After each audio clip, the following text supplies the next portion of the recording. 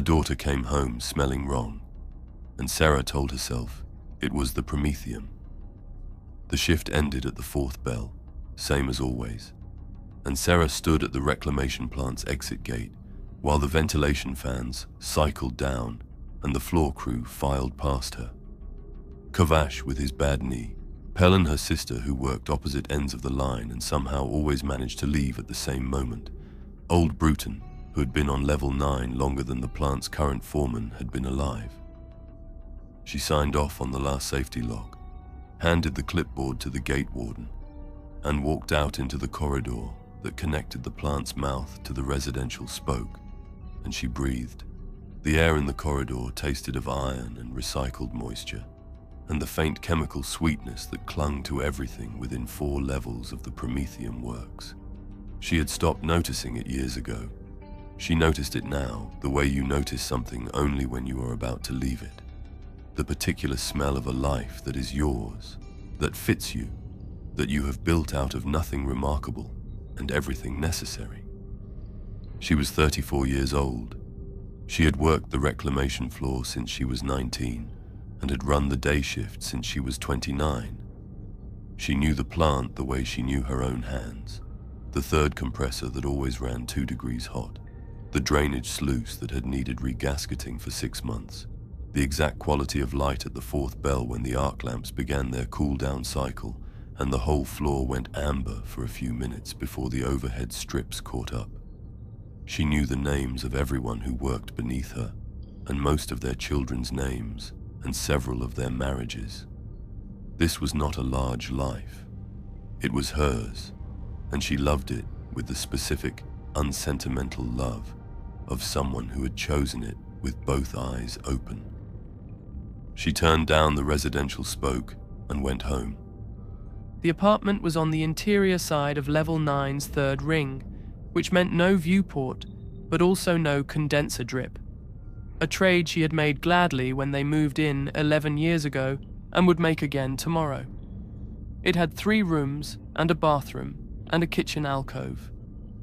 The walls were the same pale grey as every wall in the Hive, but Marit had been allowed to hang drawings on her side of the shared room, and Davan had fixed a shelf above the cooker for the small things Sera collected.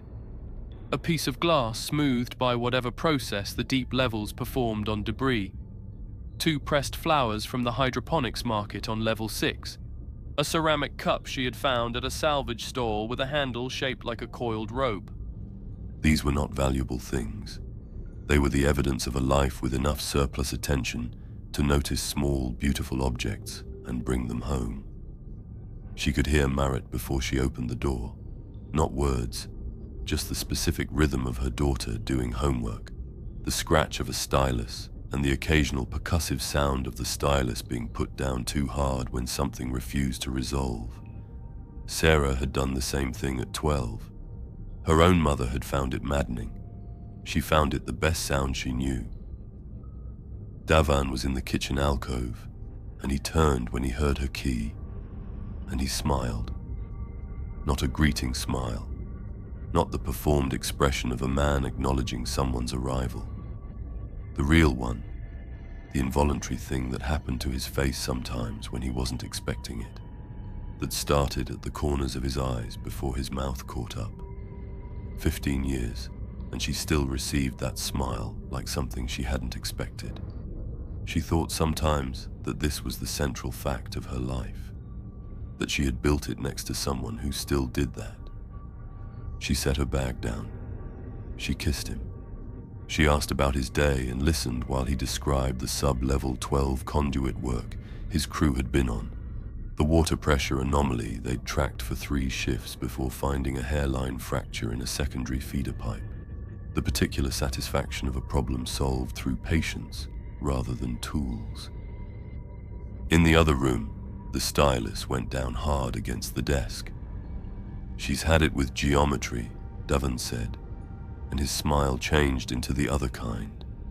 The conspiratorial one, the we share this child one, the one she loved slightly more than the first.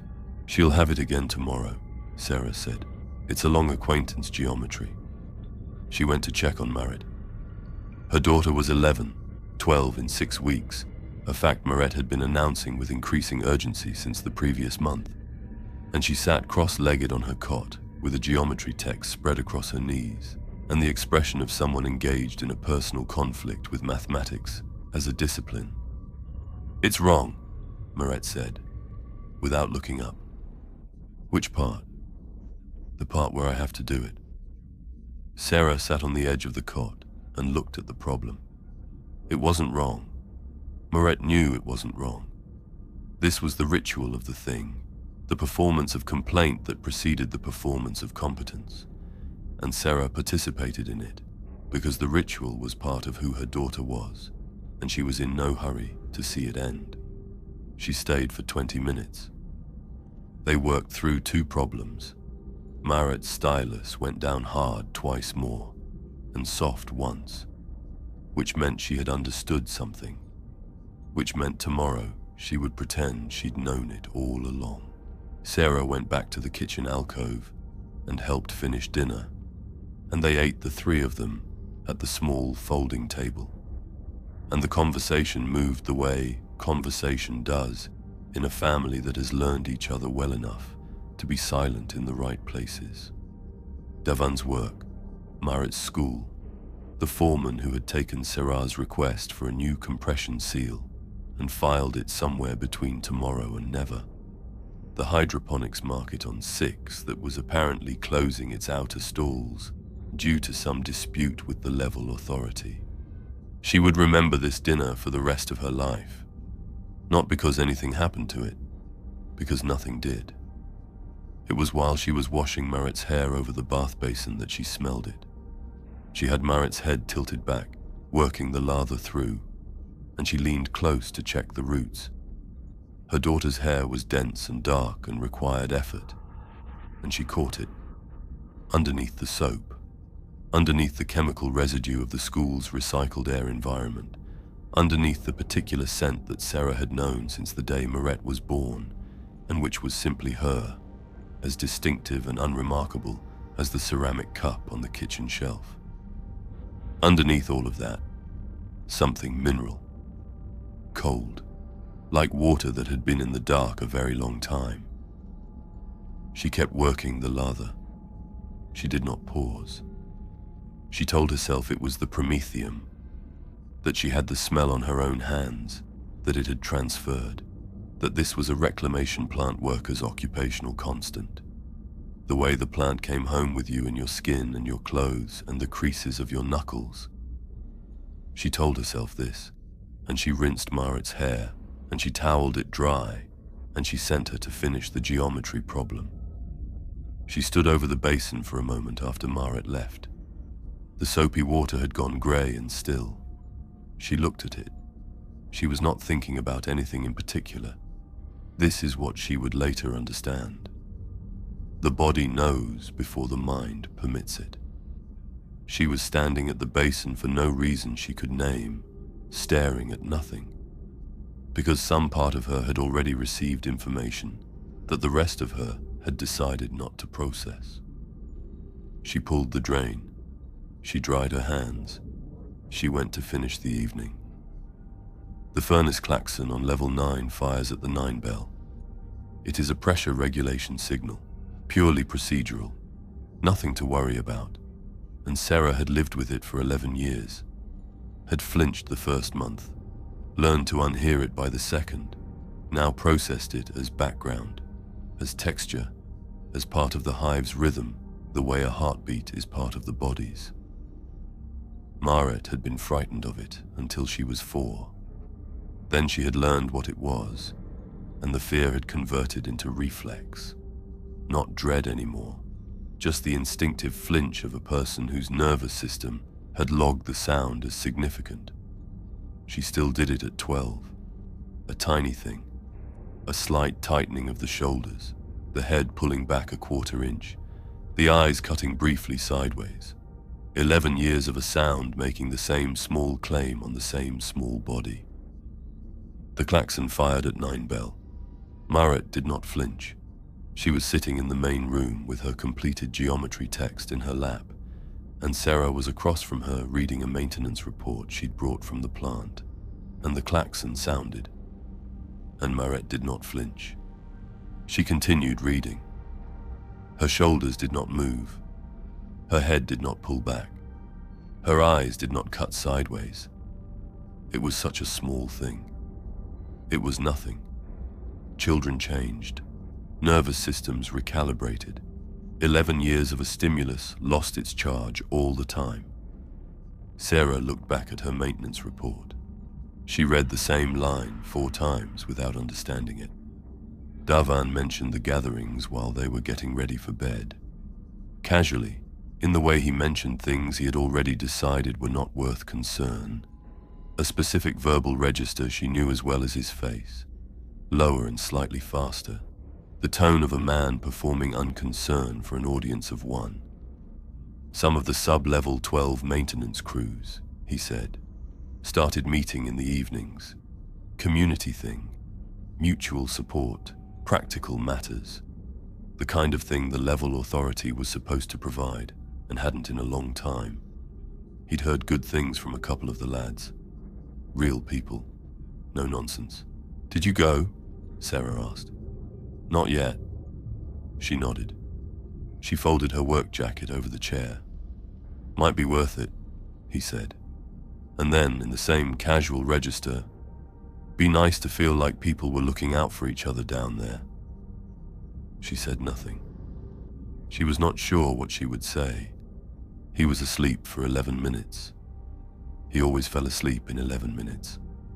She had timed it years ago, not for any reason. Just the idle cataloguing of a person you love. The accumulation of small, true knowledge that adds up, over time, to something like the whole shape of them. 11 minutes. She lay in the dark and listened to him breathe. She noticed the shrine 3 days later. Her neighbor on the interior corridor, a woman named Pritha, middle-aged, kept to herself but nodded in the way of someone who meant the nod, had a devotional shelf beside her door. Sera passed it twice a day. The small Aquila, gold-painted tin. The candle, usually burned down to a stub by the end of the week.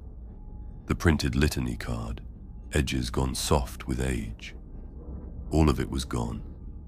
The shelf remained, still bolted to the wall. Clean. Empty. Sera slowed as she passed. She looked. She told herself that things came off walls, that people moved things, that this was a corridor she walked down twice a day and had perhaps simply not noticed for a while. She was almost at the transit junction when she felt it. The sensation of being watched from behind, the specific prickling along the back of the neck that has no rational content, but has kept the human animal alive across 100,000 years of things waiting in the dark. She turned. The corridor was empty, except at the far end, just at the edge of the strip lighting's reach, where the corridor bent toward the maintenance access. A woman, standing still, looking at her. Not the way a person looks at someone they have noticed by accident. The way a person looks at someone they have been watching and do not mind being seen to watch. The woman was not anyone Sera recognized. Her face, at this distance, under this light, was difficult to read. But there was something about the way the light caught her eyes. A quality. A faint luminosity, perhaps, or simply an unusual stillness. The absence of the constant minor movement that human eyes always make. Sera stood very still. The woman stood very still.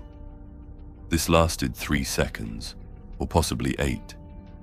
Then the transit junction behind Sera exhaled a gust of recycled air from a passing car, and she turned instinctively toward the sound. And when she turned back, the woman was gone. The corridor was empty and quiet, and exactly itself. Sera went home. She found Marit's bed empty at 3 in the morning. She didn't know what woke her. No sound she could name, no movement. Just the sudden, complete consciousness of someone whose body has decided that sleep is finished, the way it sometimes did after a long shift when the mind had been processing something in the dark and arrived, finally, at a conclusion it hadn't wanted. She lay still for a moment. She listened. Devan's breathing, slow and even. The hive's background hum, the machinery that never stopped. Nothing else. She got up anyway. She went to the doorway of the other room. Marit's cot was empty. The blanket was pushed back neatly, as if it had been folded rather than thrown off. The geometry text was on the floor beside the cot, still open to the last problem. The small lamp Marit kept by the bed for reading. She was afraid of the dark and had been since she was 3, and they had never made her explain it. Was off. Sera stood in the doorway. She moved through the apartment quietly, the way parents move at 3 in the morning, careful not to let the floor betray her, not to wake Devan, operating in the dim courtesy light that the hive corridor pushed under the door. She checked the bathroom. She checked the small storage alcove. Both empty. She turned toward the kitchen. Marit was standing in the kitchen. She was facing the wall. Her back was to Sera. She was wearing her sleep clothes, and her feet were bare on the cold floor, and she was completely, perfectly still.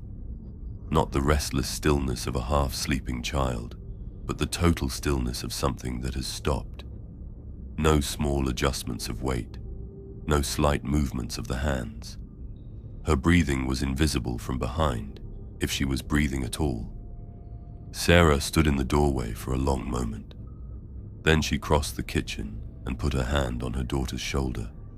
Marit turned. Her face. For a moment. Less than a moment. The span of a breath. The duration of a blink. Her face held nothing. No expression, no recognition, no presence. The face of someone who had gone somewhere and had not yet fully returned. The face of a room with the light off. Then it filled. The recognition came back. Life came back. Marit blinked, and her eyes went soft, and she smiled. The particular smile that belonged only to Marit, that had been Marit's since before she could walk, that Sera would have known in the dark. "Mum," she said. "I was a little surprised. I'm a little sleepy. I was just getting water." "Of course," Sera said.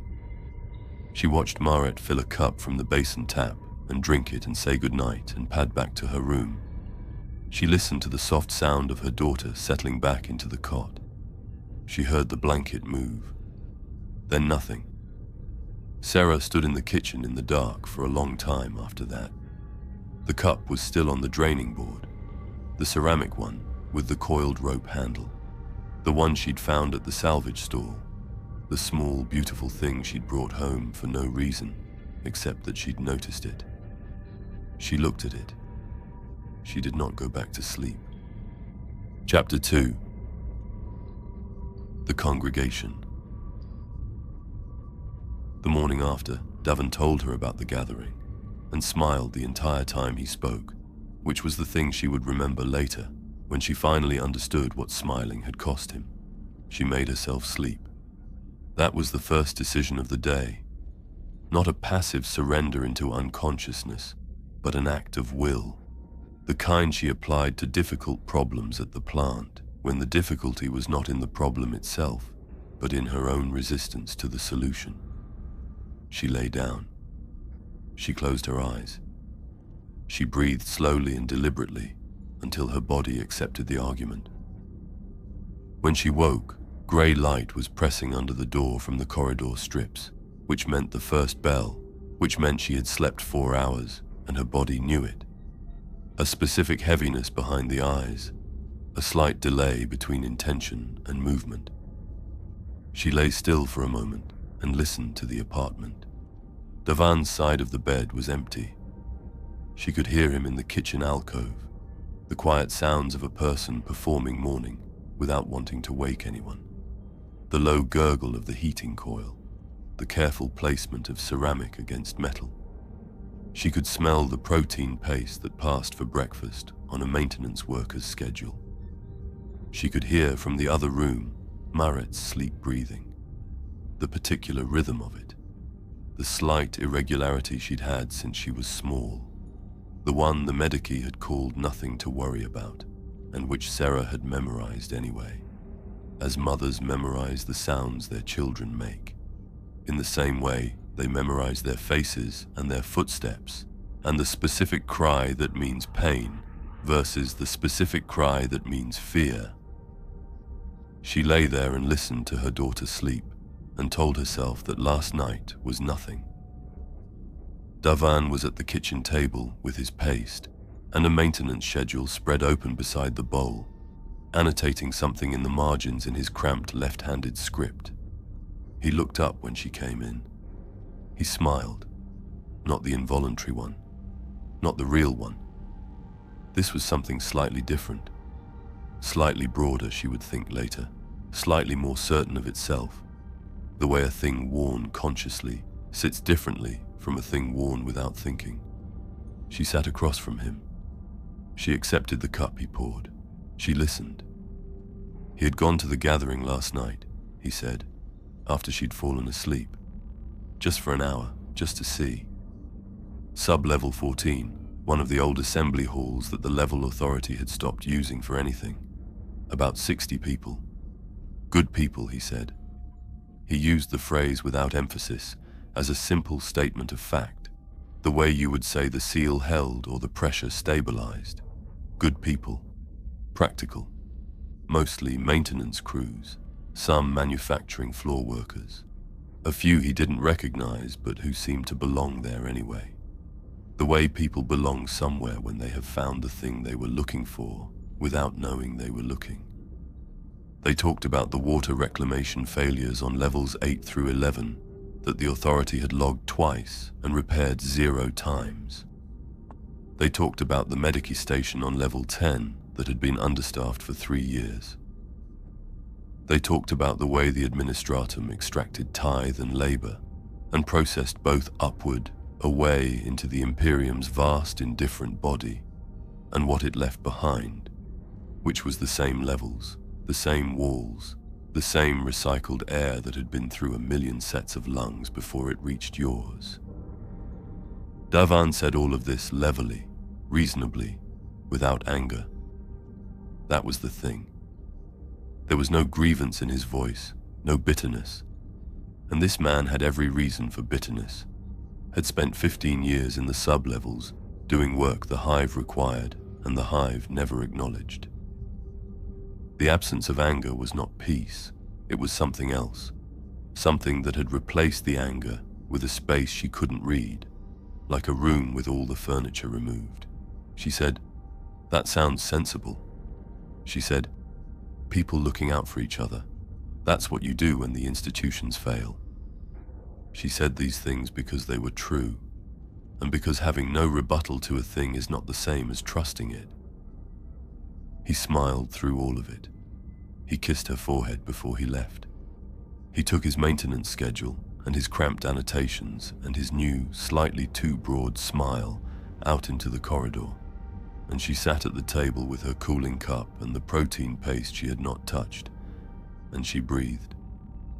Then she got up and went to work. The plant was itself. The compressors ran. The sluices drained. The arc lamps cycled through their warm-up sequence, and the floor crew arrived in their usual order. Kovash first, always first, hating lateness more than he hated his knee. Then the line workers in clusters, determined by which transit car they'd caught. Then Pell and her sister, precisely together, as if they had rehearsed it. Sera ran her checks. She signed the morning log. She dealt with a pressure variance on the secondary reclamation circuit that turned out to be a blocked intake valve, which took 40 minutes and a particular kind of patience. The kind that does not blame the valve for being blocked, that does not hurry the unblocking, that simply persists until the thing yields. She was good at this. She had always been good at this. Bruton found her at the mid-shift break, which he did sometimes when something was bothering him, that he wanted to express without quite saying. "You all right?" he asked. He had a cup of recaf and was not offering any, which meant the question was genuine. "Fine," she said. "Tired?" He nodded. He looked out at the floor for a moment, the way old people look at things they have looked at long enough to see them truly. Then he said, without changing his tone, "Fenwick's different lately." Fenwick was the floor supervisor, mid-50s, 22 years at the plant, a man of such consistent, comprehensive irritability that his complaints had become a kind of ambient weather. You dressed for them, the same way you dressed for the industrial chill. He had not raised his voice in 3 weeks. He had not filed a complaint against a crew in 2. He had, on 2 separate occasions, used the word appreciate in a performance review. "People change," Sera said. "He stopped complaining about the intake valve," Bruton said. "He complained about that valve for 6 years. He paused. When a man stops complaining about the thing he's complained about for 6 years, it's either because the thing got fixed or because he stopped caring about fixing things. He finished his recaf. He went back to his station. He did not say anything else. Sera stood at the brake station and looked out at the floor. Fenwick was at the far end, talking to one of the junior line workers. He was nodding with an attentiveness that did not sit naturally on his face, the attentiveness of a man performing careful listening for an audience. The junior worker, new, 20 at most, was wearing her uniform jacket open despite the chill, and where the jacket gaped, Sera could see, pinned to the collar of the shirt beneath it, a small circular piece of metal. She looked away. She looked back. The jacket had shifted and the pin was gone, or hidden, or she had imagined it. She went back to work. The precinct house on level 9 was a squat rectangle of reinforced block, set into the interior wall of the residential spoke, identifiable primarily by the Arbeit's crest above the door, and the quality of surveillance that watched the street outside it. Sera went after her shift, still in her work clothes, still carrying the taste of recycled plant air. She told the desk warden she was there for Enforcer Cale Olvain, and waited 11 minutes on a metal bench in a reception room that smelled of old reports and cleaning solution. Cale was her brother by 4 years, older, broader, carrying their father's jaw and none of his patience. He had joined the Arbeits at 19 because he believed in order the way some people believe in the Emperor, not as an abstraction, but as a daily practice, a personal discipline, something you maintained or you lost. He was good at the work. He was not particularly good at being gentle with people he loved who brought him problems. He came out and looked at her and said, "You look terrible. I haven't slept." "Marit?" "Marit's fine." She said it automatically. She heard herself say it and wondered briefly what she meant by fine and whether she had any evidence for it. "I wanted to ask you something." He brought her through to the small room they used for interviews, which had 2 chairs and a table and no windows, and felt like a conversation being held inside a fist. He sat. She told him what she had noticed, the gatherings, the changed behavior, the shrine that had come down, the woman in the corridor. She kept her voice even. She was a shift overseer. She was accustomed to presenting problems in the order of their severity. Kyle listened. He was good at listening, in the way of people who listen primarily to find the point at which they can stop listening and begin telling you what they think. "The gatherings," he said when she finished. "We know about the gatherings. And nothing actionable. People meeting. People talking. Hive cities have 10,000 community groups. Most of them are exactly what they look like." "Most," she said.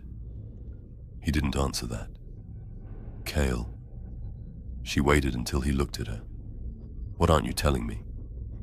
He looked at the table for a moment.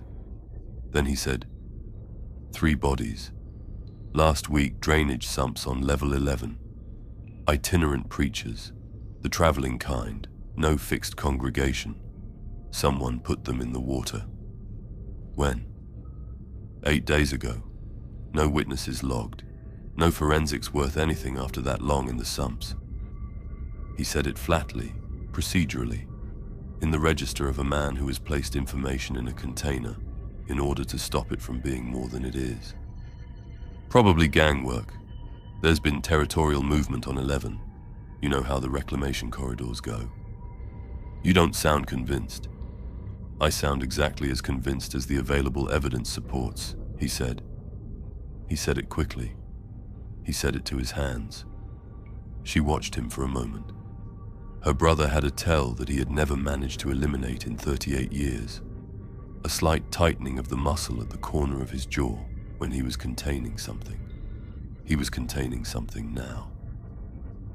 I'm not asking you to open an investigation, she said. I'm asking you to watch.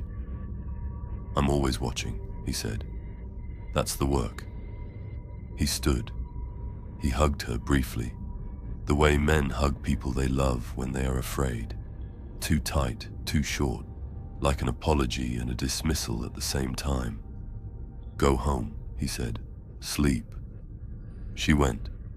Maret had a friend over. Sera came through the door to find the 2 of them at the folding table. Maret and a girl she had never seen, dark-haired, 12 or near it, sitting across from each other with an easy familiarity that spoke of people who had known each other longer than the situation seemed to warrant. Maret looked up and said this was Vel. She was from level 16. They had met through someone at school, and Vel smiled at Sera with the polite, unremarkable smile of a child who had been taught how to present themselves to adults. Vel was perfectly ordinary. She answered Sera's careful questions with careful answers. She was in the same school cohort as Maret, though a different class. She lived with her mother and her uncle. She liked transit maps. She said this simply, as a fact about herself, the way children sometimes name their interests without embarrassment. She drank the water Sera offered and thanked her. She left after an hour. Maret said goodnight and went to bed. Davon came home from the second shift and ate and talked about the conduit work and fell asleep in 11 minutes. Sera waited until the apartment was still. Then she went to Maret's room. Quietly, in the dark, telling herself she was checking on her daughter, which was a thing parents did, which required no further justification. She stood at the foot of the cot. Maret was asleep, her sleep breathing with its small familiar irregularity filling the room. Her face in the dim light from under the door was just her face. 12 years of it, the face Sera could find in total darkness by shape alone. She looked at the dresser. The small surface was cluttered in the way of children. A stylus, the geometry text, a folded piece of cloth, a salvage chip from some game. And there, beside the stylus, a circular pin, small, metal, the same as the one she had not quite seen on the junior worker's collar. She picked it up. It was lightweight, cheaply made, the kind of thing produced in bulk. The front was smooth and plain, no marking, no symbol, nothing she recognized. She turned it over. On the back, scratched into the metal with something pointed and deliberate, in letters formed with the careful inconsistency of a hand still learning its own pressure, in a hand that was too small to belong to an adult. The father sees you already. Sera stood in her daughter's room in the dark, holding the pin. She did not move for a long time. From the other room, the hive's distant machinery breathed its slow, industrial breath, and her husband slept his perfect 11-minute sleep, and her daughter's chest rose and fell with its small, irregular rhythm, and the pin sat in her palm like a coin that had been left as payment for something she had not yet given. She closed her fingers around it. She did not put it back. Chapter 3. what the walls remember. She found 14 of the pins. 14. In the homes of people she had known for 11 years, and she only found them because she started looking, which meant some part of her had already decided the world had changed and hadn't told the rest of her yet. She did not start looking immediately. That is important. She went to work. She ran her shift. She signed the morning log and dealt with the secondary compressor running 2 degrees hot again, and managed a dispute between 2 line workers over brake rotation with the specific patient fairness that had made her good at this job, listening to both sides fully before deciding, and deciding without apology. She did all of this correctly, competently, the way she always did. But she was also doing something else. It had started as nothing more than noticing. The way you notice a sound that shouldn't be there, not enough to stop walking, just enough to file it. The junior worker with the pin on her collar, Fenwick's new serenity, the woman in the corridor whose eyes had caught the light wrong. Small things, each insufficient, collectively beginning to form a shape she hadn't asked for. By the 3rd hour of her shift, she had a mental list. By the 5th hour, she had cross-referenced it against what she knew of the people involved, their schedules, their habits, the texture of their ordinary behavior before whatever this was. By the end of the shift, she understood that she was not being paranoid. She was doing what she always did with a pressure variance or a blocked intake. She was reading the system. The system was telling her something. She went looking. It required no breaking of rules, no breach of trust she valued, which made it easier and, in a different way, worse. People left their doors unlocked on level 9. It was that kind of level, old enough and poor enough that the only things worth stealing were already worn out, and community enough that locked doors were a statement nobody wanted to make. Sera knew her neighbors, the way you know people you have lived beside for 11 years, which is not deep, but which is with a specific intimacy that runs along particular channels. She knew who left for which shift at what time. She knew whose children came home from school at the 3rd bell. She knew which apartments would be empty in the middle of the day. She told herself she was visiting. She told herself she was checking in. She told herself a lot of things and moved efficiently through the afternoon. She found the first 3 pins on the first corridor. One on a windowsill, half hidden behind a moisture catcher. One in a bowl of small objects near a door. Keys, a lighter, the accumulated detritus of daily pockets. One she found only because it had fallen behind a shelf, and she was looking at the shelf for something else, and saw it on the floor in the gap between shelf and wall, the small circular face of it, catching the strip light. By the time she reached the 4th pin, she had stopped telling herself she was visiting. She was good at this. That was the thing that kept surfacing, uncomfortably, as the afternoon went on. She was good at seeing patterns in incomplete data, at distinguishing signal from noise, at holding multiple variables in relation to each other, and watching for the configuration that meant this is not random. It was what made her a good shift overseer. It was what had made her as a child, always the one who noticed when something was wrong before anyone else said it aloud. She had thought of this quality as useful, generally, occasionally a burden. She had never thought of it as the thing that would show her something she would spend the rest of her life trying to unsee. The pattern was this. Every person she had noticed had changed. The serene ones, the ones whose irritability or grief or habitual anxiety had been quietly replaced by something smooth and settled, was carrying one of the pins, without exception. And the pins, she was now certain, were not decorative. They were not random. They were worn deliberately, but without display, tucked inside collars, pinned beneath lapels, placed in pockets rather than on them. They were the opposite of insignia. They were recognition signals, The kind of marking that meant nothing to someone who didn't know what they were looking for, and everything to someone who did. Which meant the people wearing them were not a collection of individuals who had separately found peace with their circumstances. They were a group. They knew each other. They were using a system, 14 pins, in a single residential corridor on level 9, on a level she had lived on for 11 years, among people she had eaten with and borrowed tools from, and watched raise children and bury parents. 14.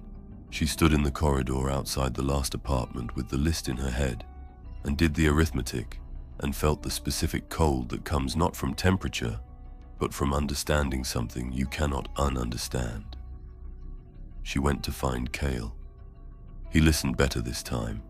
She had more: the pins, the pattern, the names, the cross-reference schedules. She had laid it out the way she laid out a maintenance problem, clearly, in sequence, with the evidence attached to each claim. He was still across the table from her in the interview room with no windows, but this time he did not look at his hands. He looked at her. When she finished, he was quiet for a moment. "You've been doing this on your own," he said. Not accusatory, something closer to troubled.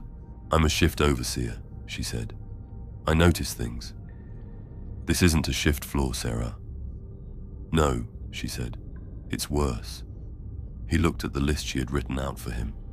Names, levels, pin locations, observed behavioral changes, dates where she had them. He folded it in half and put it in his breast pocket with the flat, decisive motion of a man placing a thing where it will be attended to.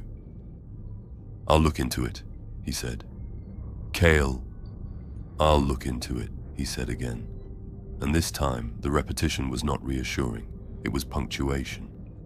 It was the sound of a door being gently but completely closed. She left. The desk warden nodded at her on the way out.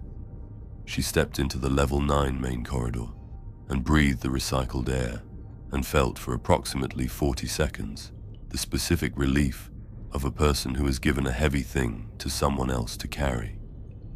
40 seconds. She would be precise about this later in her mind. The exact duration of the relief before it curdled. The transit hub was 3 minutes' walk from the precinct, a wide interchange where 4 spoke corridors met, and the air always tasted slightly better because of the mixing. She was crossing through it, moving with the mid-afternoon crowd, shift workers coming off, maintenance crews heading down, the small commerce of the hub's permanent stalls, when she saw him. Kale, 30 meters away on the far side of the hub, near the mouth of the corridor that led down toward level 10. He was standing with a man she didn't recognize. Middle-aged, unremarkable, the kind of face that the crowd seemed to part around without quite touching. They were talking. Or not talking exactly. It was too far to see clearly, the crowd too constant. But the body language was not the body language of a conversation. It was the body language of a report. Kale standing slightly forward, the other man still, listening in the way of a person who already knows what they are going to be told. And then Kale looked up. He looked directly at her. Across 30 meters of crowd and transit noise, through the shifting gaps in the crowd. He found her immediately, with no scanning, no searching, as if he had known where she was before he looked. She raised her hand. He did not raise him. He did not nod. He did not change his expression. He simply looked at her with his familiar face, his brother's face, the face she had known her entire life, and continued looking steadily for a count of 3 or 4 seconds, and then returned his attention to the man beside him. The man beside him did not look at her. He didn't need to. Something about the angle of his stillness said that he already knew everything about her that Kale had just confirmed. The crowd shifted and she lost them. She stood in the hub for a moment. Around her, the transit moved its ordinary business. People and cargo and the mechanical rhythm of a hive in its working hours. She stood in the middle of it, and told herself that Cale knew people she didn't know. That running into a colleague near the precinct was unremarkable. That the reason he hadn't waved was that he was mid-conversation and it would have been rude.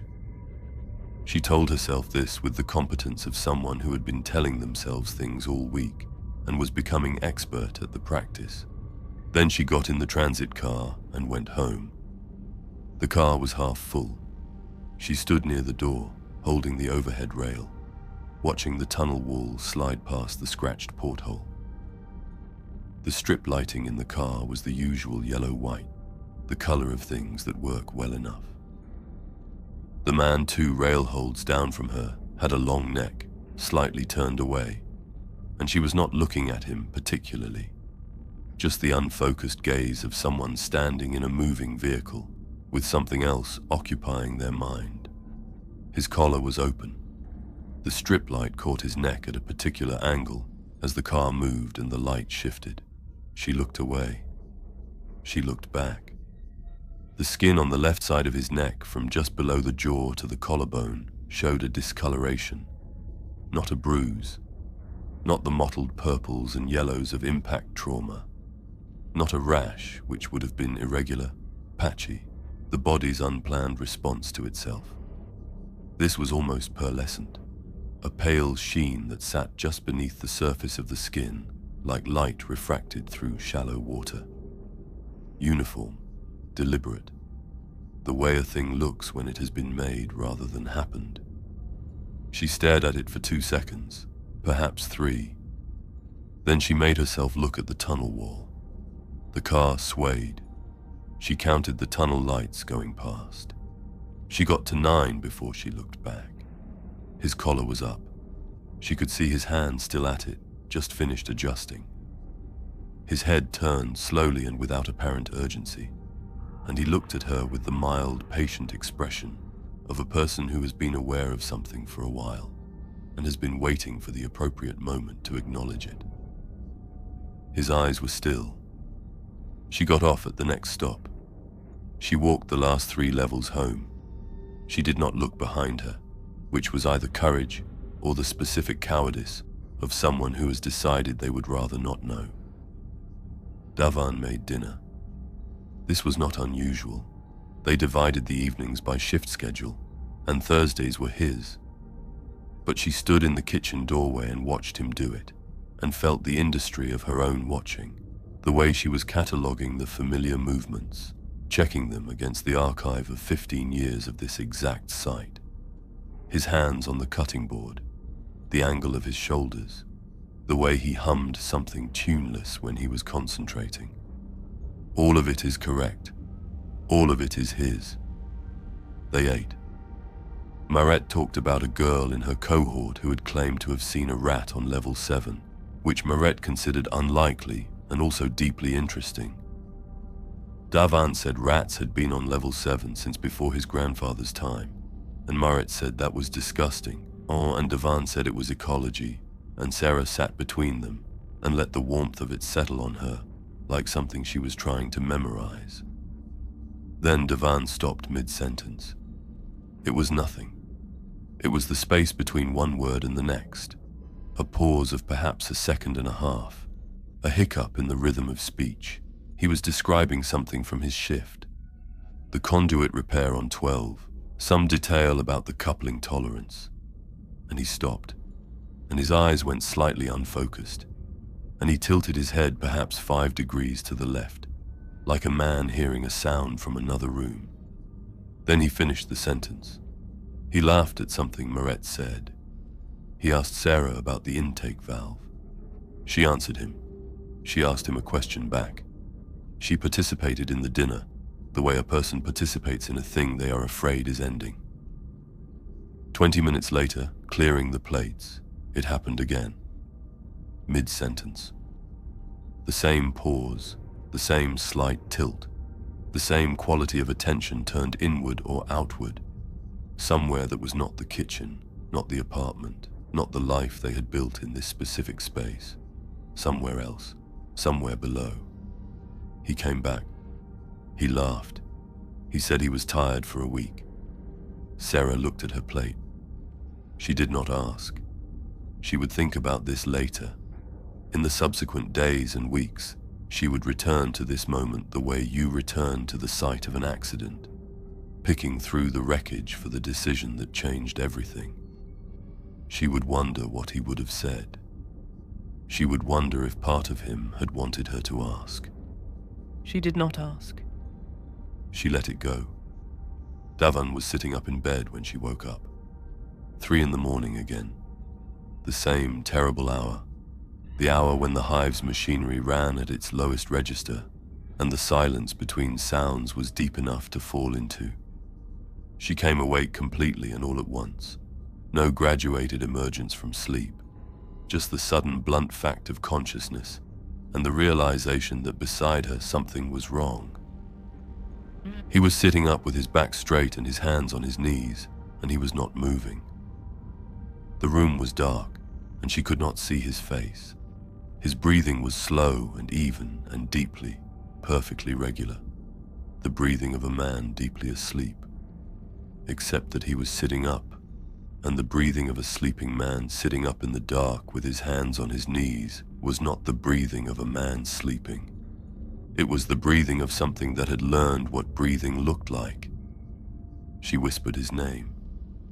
He turned his head toward her. The movement was smooth, unhurried. It traced a precise arc, from forward-facing to her-facing, with none of the slight mechanical inconsistency of human neck and shoulder, and the 16 small adjustments a person makes when they turn. The shoulder that rises a fraction first, the slight overrun and correction, the settling. This was one clean movement, like something mounted on a bearing, describing the exact angle required and stopping. His face was in the dark. She could not see his expression. He said, "I was dreaming about the deep levels." His voice was his voice, completely. Every quality of it. The slight roughness from years of maintenance corridor dust. The particular low register he used when he was half asleep. The cadence of a man she had listened to speak for 15 years. His voice, and no one else's. "I think I'd like to go down there," he said. He had never said anything like this. Not once. Davan's relationship to the sub-levels was purely professional. The levels below 8 were work, were conduit and pressure, and the particular misery of deep maintenance was somewhere you went because the pay differential made it worthwhile, and nowhere you expressed any desire to visit. The deep levels for Davan were a place, not a destination, not a longing. She did not say anything. She could not find a response that wouldn't make this more real than it already was. He lay back down. In the same smooth, mechanical way, the same absence of the small adjustments, the same single, deliberate movement. He settled. His breathing continued its slow, perfect rhythm. In 30 seconds, he was asleep. Genuinely, measurably asleep. She pressed 2 fingers to his wrist, the way the Medici had shown her once, years ago, when Marit had a fever and counted, and his pulse was the pulse of a sleeping man, low and steady and real. She lay beside him. The dark of the room pressed down. The hive breathed its slow machine breath somewhere beneath and around her, its pipes and its conduits and its maintenance corridors, descending level by level into the rock, down through 8 and 12 and 16, and further down to the places that didn't have numbers on the official maps, down to wherever the sound of it finally stopped. She lay with her eyes open and her hands at her sides, and she did not touch him. Outside, the corridor was quiet. The apartment was quiet. Somewhere in the other room, her daughter slept her slightly irregular sleep, and in the morning, there would be geometry and protein paste, and the 4th bell and the compressor that always ran hot. She lay in the dark beside her husband and stared at the ceiling and felt the cold of the pin in her memory, the small circular weight of it, the scratched letters on the back. The father sees you already. Below her, through 3 centimeters of floor and 9 levels of hive, and then the deep rock and the dark and whatever was in it. Something was patient. She lay there until morning. She did not close her eyes. Chapter 4. The Physiology of Devotion. She watched her husband eat breakfast and tried to remember when his hands had changed. Because they had changed, she was certain of it now. And the worst part was not the change itself, but the fact that she had been watching it happen for weeks and choosing every single morning not to see it. The fingers were the most visible. She understood now, watching him work a spoon through his protein paste with the unhurried ease of a man at peace with his morning, that she had been processing the change in his hands for some time, filing it away, finding other explanations, doing the quiet administrative work of a mind that loves something and refuses the evidence against it. The fingers were slightly longer than they had been. Not grotesquely, not in any way that would register to a stranger or even to a friend, but she had held these hands for 15 years. She had memorized them with the unself-conscious thoroughness of intimacy, the way you memorize the weight of something you carry every day without meaning to. And these were not precisely the hands she had memorized. The elongation was in the second and third fingers most noticeably, perhaps 4 millimeters, perhaps less. The joints were slightly more pronounced, the knuckle ridges sitting higher under the skin. The skin itself was unmarked, unchanged in color, in texture, in the small scar below his left thumb from a maintenance coupling that had slipped 6 years ago. All of that was still there. The scar was still there. The hands that held the scar were not exactly the hands that had received it. She watched him turn the page of his maintenance schedule with the elongated fingers and felt the specific horror of a person who has caught their own mind in the act of lying to itself. Not the horror of the thing discovered, but the horror of the discovering. The moment you understand that your own perception has been working against you, quietly, for longer than you knew. She thought, when did this start? She could not answer it.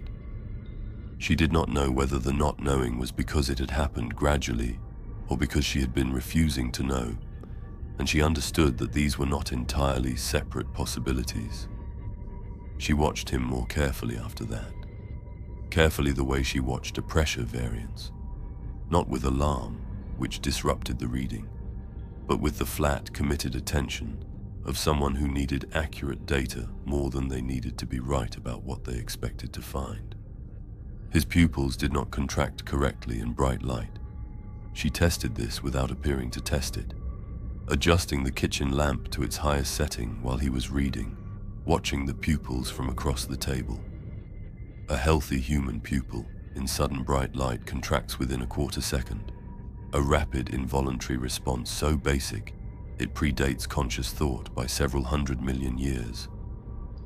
Davan's contracted, but slowly, as if the mechanism was present but running through something thicker than it should, like a reflex that had been partially inherited rather than wholly lived in. She noted this. She filed it. She did not react. The ridge along his jawline she had to look for, and even then she was not entirely certain she was not inventing it, which was itself a kind of data, the fact that the uncertainty was no longer comforting. She had reached the point where she did not trust her own doubt. 2 weeks ago, she had doubted the smell in Moret's hair, and the doubt had been a comfort, a reprieve, something to live inside for a few more days. Now doubt felt like the same lie in a different register. The ridge was there, a slight linear hardening along the lower edge of the jaw, more pronounced on the left side, following the line of the bone with too much precision to be subcutaneous tissue responding to something ordinary. It did not protrude. It did not distort his face. It was simply a new fact about the architecture of him, the way a cracked crack in a wall is a new fact about the architecture of the wall. not dangerous yet, but evidence that pressure is being applied from somewhere you cannot see. She loved his face. She would like to say she loved it less after this, or differently, and she did not. She loved it with the same involuntary accuracy she always had, and this was perhaps the worst thing about the morning.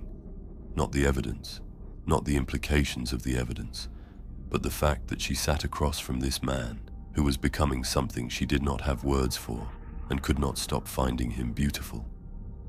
Coral builds around a living thing. It does not kill the thing.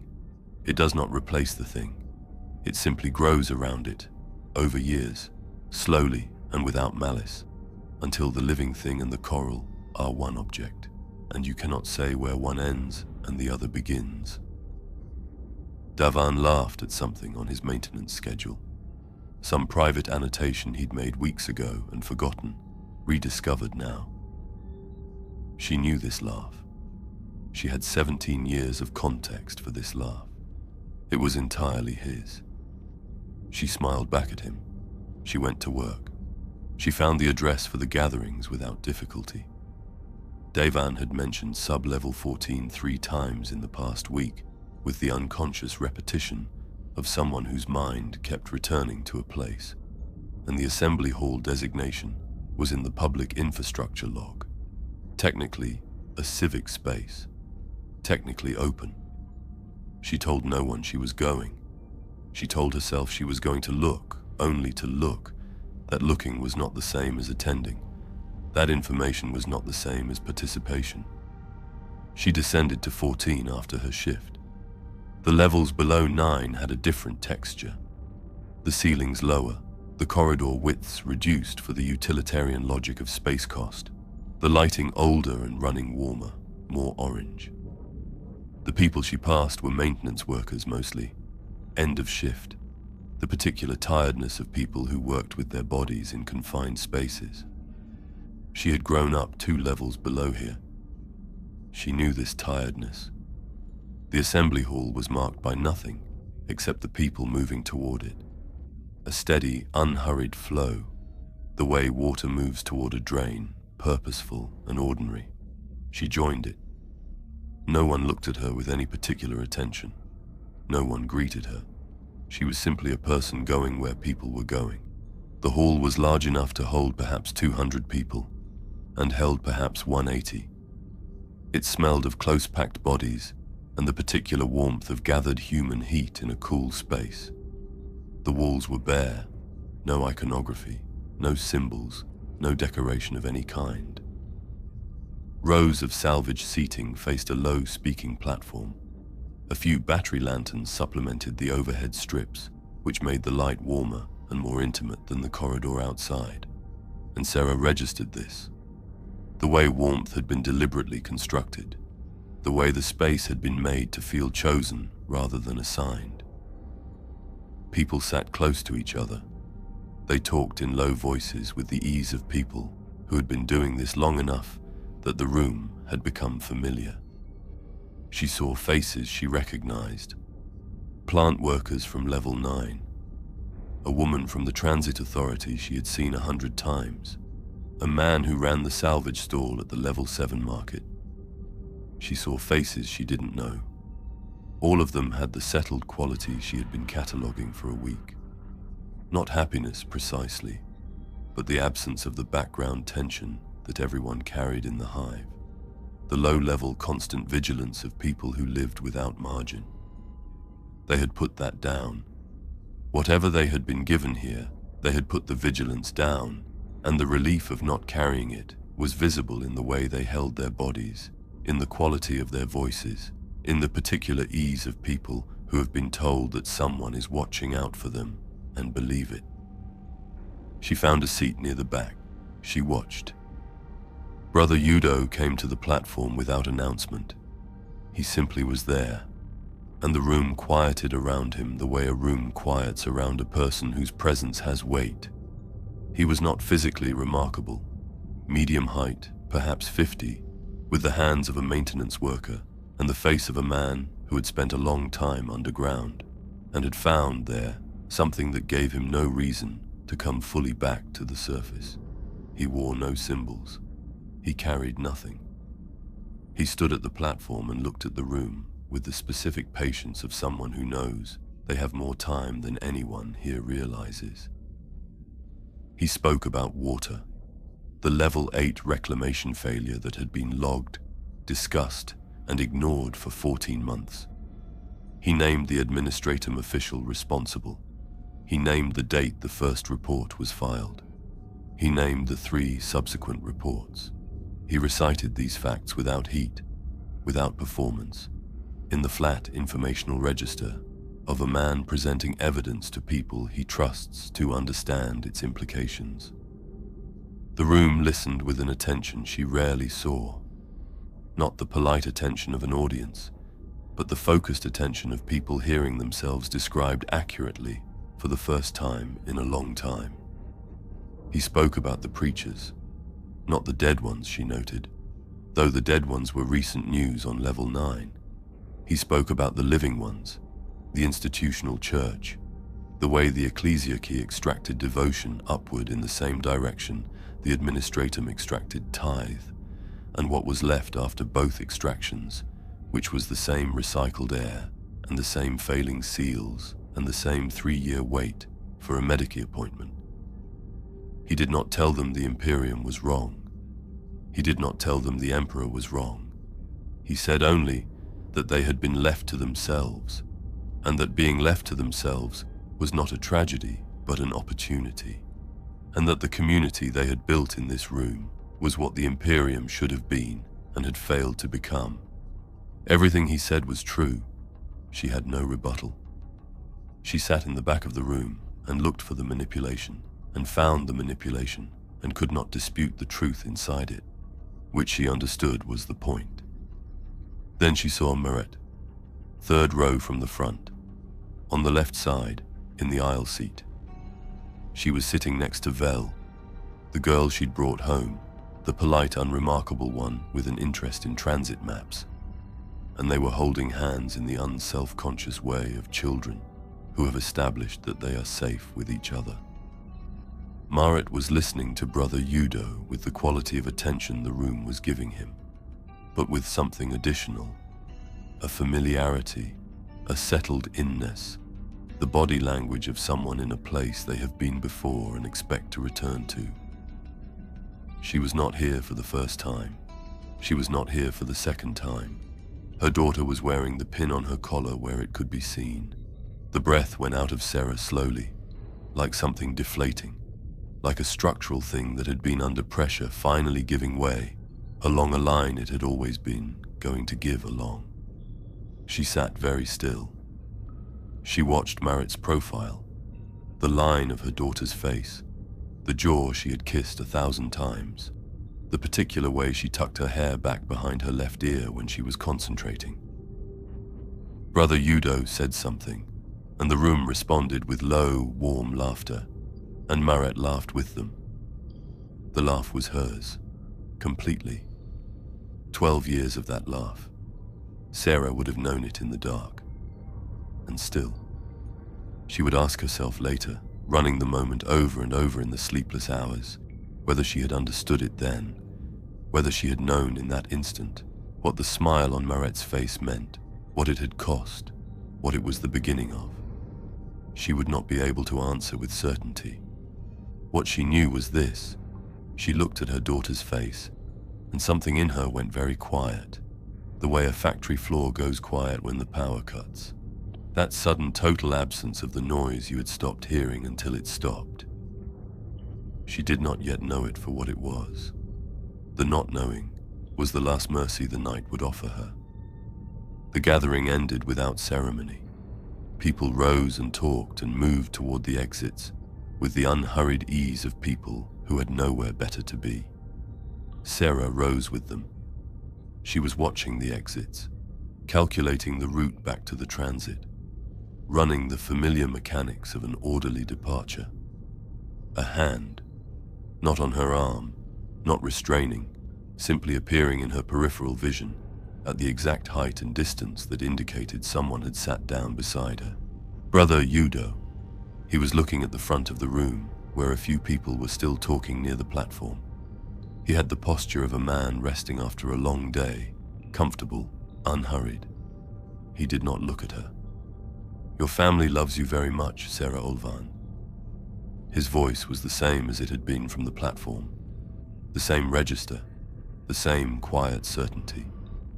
No lowering for intimacy, no change in register to indicate that this was different from addressing the room. He said her name the way you say the name of someone you have always known. "The Father has asked us to be patient with you." She did not move. She looked at the front of the room. She could hear her own breathing, and it sounded very loud and very isolated. He knew her name. She had not given it. She had not been brought by anyone. She had arrived as a stranger in a crowd of 200 people, and sat in the back and said nothing, and he knew her name, which could only mean. "Your daughter speaks of you with so much love," Brother Udo said. "It's a rare thing in a child her age." He stood, unhurried. He straightened his jacket and looked at the room with the expression of a man satisfied with the evening's work. "Good night," he said, and walked away through the dispersing crowd. She sat on the salvaged chair in the assembly hall of sub-level 14 and did not move for some time. Around her, people talked and gathered their things and filtered out into the corridor. The lanterns were being collected.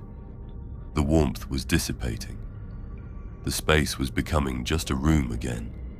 Low ceiling, bare walls, the stripped functionality of a place designed for utility. She sat in it and understood something. Not everything. Not yet. But the shape of it. The outline of what she was inside. The scale of it. The depth of it. The way it extended above and below and through everything she had believed was ordinary. The 14 pins on one corridor. Davan's hands. The dead preachers in the sump. Kale in the transit hub, watching her across 30 meters of crowd without waving. All of it the same thing. All of it is one thing. And she, at its center, known by name, permitted to look, permitted to understand up to a point and no further. She was not discovering this. She was being allowed to discover it. There was a difference between those two things. She sat with the difference until the last lantern was collected, and the lights went back to the flat orange of the working level. And then she stood, because sitting would not help, and she went back up through the hive to the apartment, and the bed, and the man whose hands had changed, and she lay down next to him in the dark. She did not sleep. She was beginning to understand that she would not sleep easily again for whatever time she had left. Chapter 5. The Cartography of Loss. He knew her name, which meant the Father knew her name, which meant Sera understood by the time she reached level 9 that there had never been a moment in this investigation that she had been the one watching. She walked home from the transit stop instead of taking the spoke corridor shortcut, and she used the extra 7 minutes to take the realization apart and look at the pieces of it, because this was what she did with things that were too large to hold whole. She reduced them to their components, laid the components out in sequence, and worked through them until the size of the thing became manageable. The components were these. Brother Udo knew her name before she gave it. She had not been brought by anyone she knew. She had arrived without announcement in a crowd of strangers and sat in the back and made no contact with anyone. And he had found her at the end of the evening and used her name like a key, like something that had been prepared in advance of a door he had always known she would eventually come to. Which meant she had been known before she arrived.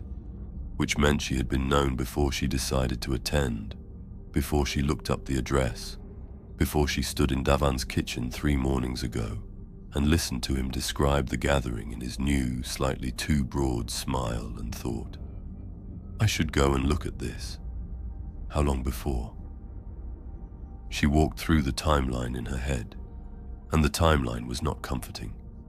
The pin in Merritt's room, the woman in the corridor whose eyes caught the light wrong, the man on the transit with his collar up, Cale in the hub with the man she didn't recognize, both of them watching her walk away.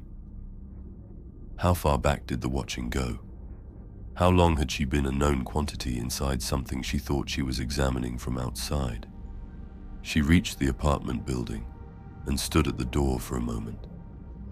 The investigation she had been conducting for 2 weeks, the careful mapping of pins and changed faces and behavioral shifts, the list she had given Cale, the arithmetic she was so proud of, the pattern that her competence had assembled from incomplete data, none of it was discovery. All of it was permitted. She had been allowed to find what she found in the sequence she found it, because none of it was dangerous to them, and because she understood this now with a cold that had nothing to do with temperature, because watching her find it had been useful. She was data. She had thought she was an investigator. She was data. She went inside. She went to Cale the next morning, early, before her shift, which meant she arrived at the precinct at the second bell when the overnight staff were rotating out and the day staff hadn't fully assembled, and the desk warden was different from usual, younger, and looked at her with an attentiveness that lasted a half-second too long before becoming professional neutrality. She noted this. She went through to the interview room. She waited. Cale came in and sat down across from her, and she looked at his face and understood immediately that this conversation was going to be different from the ones before. Not different in tone. His tone was careful, measured, the tone of a man who had prepared what he was going to say. Different in what the preparation meant. When Cale prepared what he was going to say to her, it was because he was managing her. He had never managed her before. He had argued with her, dismissed her, and worried about her. Management was new. He told her the precinct was aware of the gatherings on sub-level 14. He told her they had been monitoring the situation for some time. He told her the gatherings were a community support organization, legally constituted, no actionable violations observed or recorded.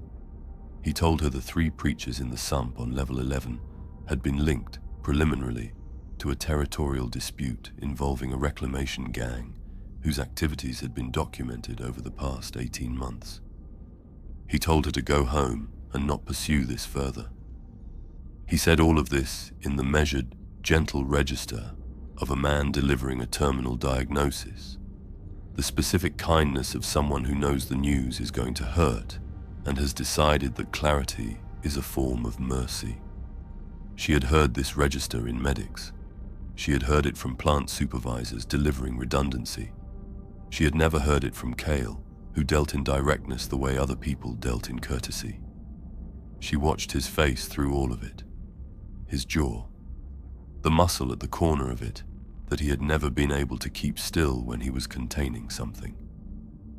The muscle was perfectly still. It had always moved. 38 years of her brother's face, and the tell had always been there, involuntary, consistent, the one thing he couldn't govern. It was still now, not controlled, not suppressed, absent, as if the thing it had been the symptom of no longer existed. She looked at his desk while he was speaking.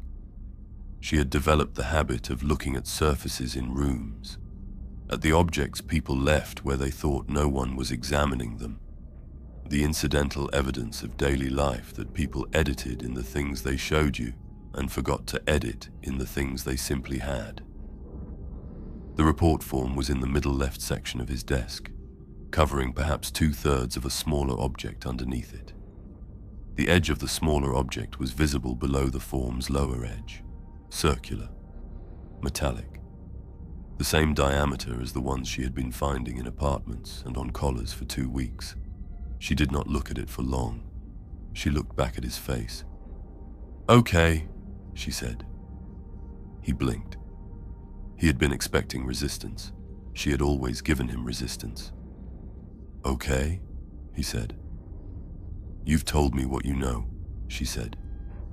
"I hear you." She stood. He stood. He hugged her again. The same tight, short hug as before, the apology and dismissal. She let him. She felt his arms around her and thought about what those arms had been to her across 38 years. The older brother arms, the ones that had carried her when she was small, that had held her at their father's burial, that she had believed without examination were a form of permanent safety. And she set this thought aside carefully, the way you set aside something fragile when you need your hands free. She said goodbye. She left. In the corridor outside the precinct, she stood for a moment and finished taking apart what she had just learned. Her brother was gone, not dead, not removed. He was in that room right now behind her, with his maintenance reports and his prepared speech and his pin under the form, and his tell was gone because the thing that had generated it, the containing, the managing, the guilt of a man who loved his sister and was keeping things from her, that thing no longer existed in him. You only felt guilt about concealment if part of you was still on the other side of the secret. Part of Kale was no longer on her side of anything. She walked to the level 7 transit. The Ecclesiarchy maintained a temple on level 7, which was the highest level where such things were considered worth maintaining. The upper levels having their own more elaborate houses of faith, the lower levels having been assessed, apparently, as spiritually serviceable with something more modest. It was a narrow space between two larger buildings, identifiable by the aquila above the door and the smell of candle smoke that had been accumulating in the stone for long enough to become structural. The priest was perhaps 60, with the comfortable solidity of a man who had given his life to an institution and found the institution adequate. He listened to her carefully. She had learned by now to calibrate what she said, not to use words like cult or infection, which produced a particular variety of gentle dismissal, to frame it instead in terms of community concern, behavioral changes, the kind of neighborhood-level worry that required no extraordinary explanation. He listened. He nodded in the places that indicated active attention. He asked several questions that established, without appearing to, that she was under stress, that her family relationships were strained, that she had been having difficulty sleeping. Then he said, how long had she been feeling this way? She looked at him. He looked at her with the warm, practiced concern of a man who helped people feel heard while gently reclassifying what they were telling him. She said, a few weeks. He said that was understandable, that hive life was demanding, that the Imperium's challenges weighed on all of them. He gave her a pamphlet, thin paper, printed text, the kind produced in bulk by the Ecclesiarchy's lower administrative functions. Community support, it said, mutual aid, practical faith in action. She held it. She looked at it. She turned it over. On the back, in the lower right corner, small enough that it would read as a printer's mark to someone not looking for it, the circle, clean lines, unmistakable. She folded the pamphlet. She put it in her pocket. She thanked him. She left. Outside in the level 7 corridor with its slightly better air and its slightly cleaner walls and its devotional shrines still mostly intact. Fewer than a year ago, she noticed. Fewer than 6 months ago, but still present, still burning.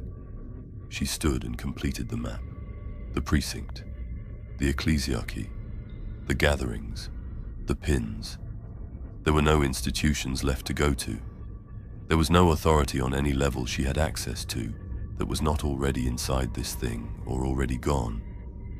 She was a shift overseer on level 9 with a list of names and a pamphlet with a symbol on the back, and no one left who was positioned to act on any of it. She was alone in the way you are alone when you are surrounded by people, and none of them are on your side of the door anymore. She went home. Devan was making dinner. She stood in the kitchen doorway and watched him and let herself have it. The full force of him, the ordinary beloved reality of him, the way he moved in the kitchen alcove that she had watched for 11 years in this apartment, the particular set of his shoulders when he was concentrating, the tuneless humming. She stood there and she felt everything she felt about this man, and she did not try to reduce it or qualify it or weigh it against what she knew. She let it be true, all of it, simultaneously, love and knowledge. Both are real, both present. Love is not diminished by the knowledge, and the knowledge not softened by the love, and both of them living in the same body at the same time, which is one of the things that people do not warn you about when they tell you that love is complicated. Maret came out of her room with a piece of paper and held it up without preamble. I made this. It was a drawing, detailed, careful, done in the precise lines of a child who had been practicing. 3 figures at the folding table, the table with its particular legs that were slightly uneven, the shelf above the kitchen with the ceramic cup with the coiled rope handle. 3 figures, small and clear. The proportions of the figures were not accurate in the way of anatomy, but they were accurate in the way that mattered. She recognized Devan immediately from the set of the shoulders, recognized herself from the angle of the head, recognized the figure that was Maret from the way the drawn child sat with both feet hooked on the chair rungs the way Maret always did. They were sitting together at the table. They were having dinner. On the table, rendered in careful lines, were 3 cups and a serving bowl, and something Sera couldn't immediately identify in the middle. And then she looked again, and it was the ceramic cup, the one from the shelf, the one with the coiled rope handle, placed in the center of the table the way you place something that matters. "It's us," Maret said, in the tone of someone providing information they consider self-evident. Sera looked at the drawing for a long time. She said, "I know." She said, "It's beautiful." She said, "Can I keep it?" Maret shrugged in the manner of someone granting a petition they consider unnecessary. She went back to her room. Devan said dinner was nearly ready and asked about her day, and she said the intake valve again, and he said that valve, and she said that valve, and he laughed, and she laughed, and they set the table together and called Maret and sat down. 20 minutes.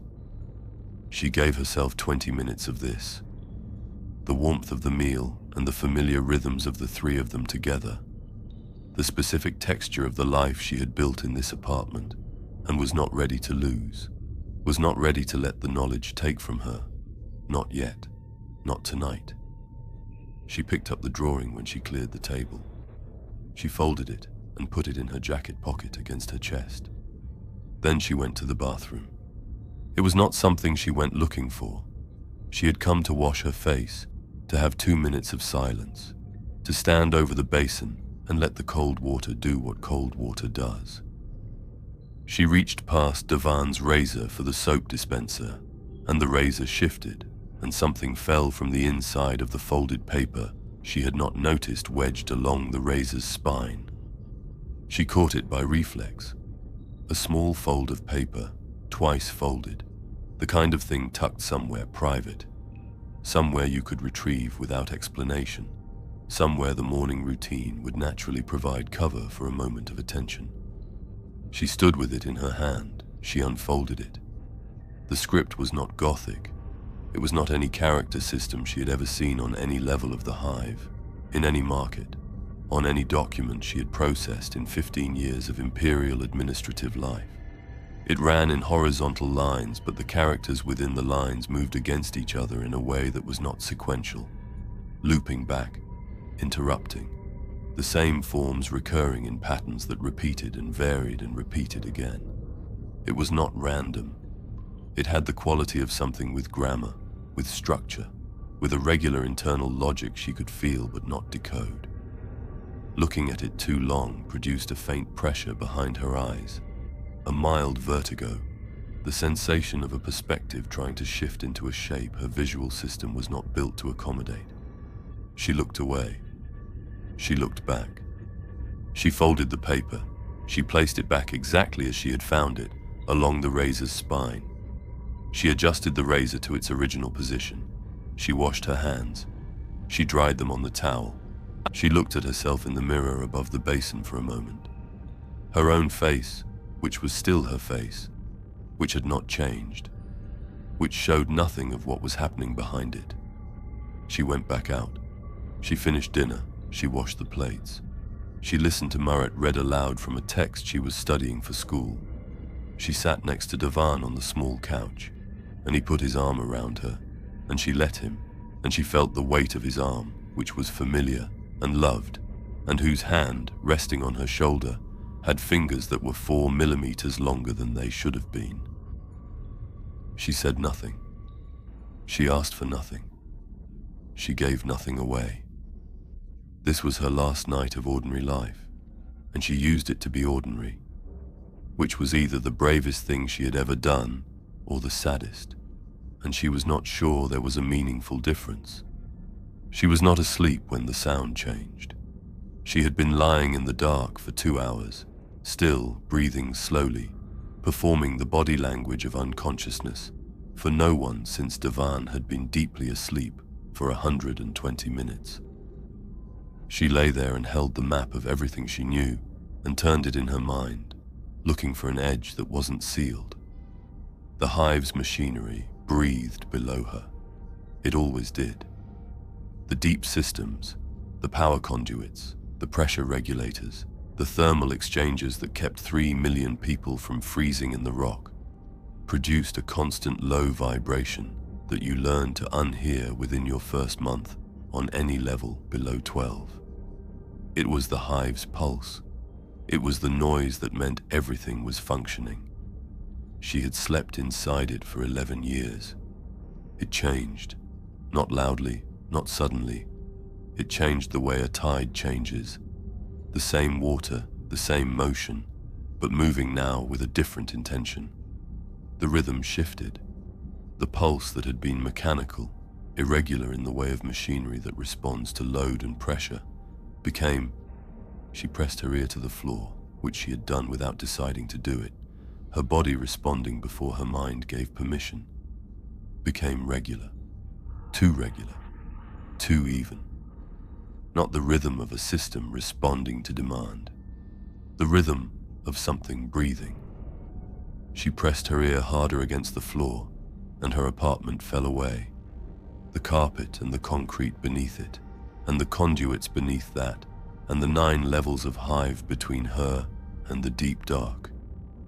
And what she heard was not machinery. It was voices, thousands of them, murmuring in unison, far below, in the deep levels she had never been to, in the chambers that were not on the official maps. A sound like prayer, and like breathing, and like neither, a single sustained murmur that had direction and purpose, and a quality of organization that had nothing random in it, that suggested a coordination too precise for any human gathering, something that moved through thousands of separate throats, as if those throats were one instrument. She lay on the floor of her apartment, with her ear against the carpet, and listened to the sound of the city's belly, and understood. The rising was not weeks away. The rising had already begun. Chapter 6. 37 years in the dark. The old miner's name was Jorath Sel. He had been dead for 31 years.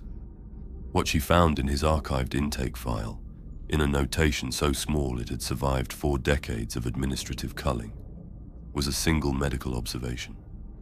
Subject reports dreaming of a voice that comes from below the stone. Does not appear distressed. The date on the file was the beginning of everything. She had not slept. This was becoming a condition rather than an event. Not the acute sleeplessness of a bad night, but the chronic sleeplessness of a person whose mind had decided that unconsciousness was a luxury it could no longer afford. She lay beside Devan until the first bell, And then she got up carefully, without waking him, and she dressed in the dark, with the practiced silence of someone who had done early shifts for 15 years, and she left the apartment. She had a destination. This surprised her slightly. The clarity of it, the way the purpose had assembled itself during the hours of lying still.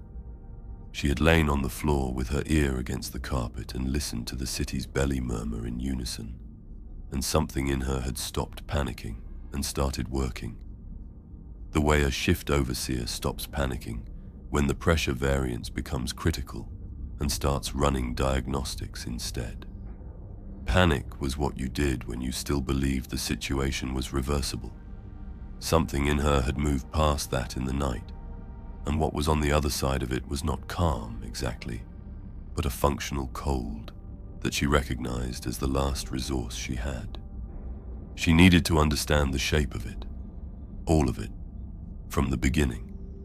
The Administratum Archive on level 6 opened at the second bell and was staffed, at that hour, by a single records clerk who looked at her shift overseer's identification with the incurious processing of a man who had seen too many people with legitimate reasons to access public records to wonder about one more.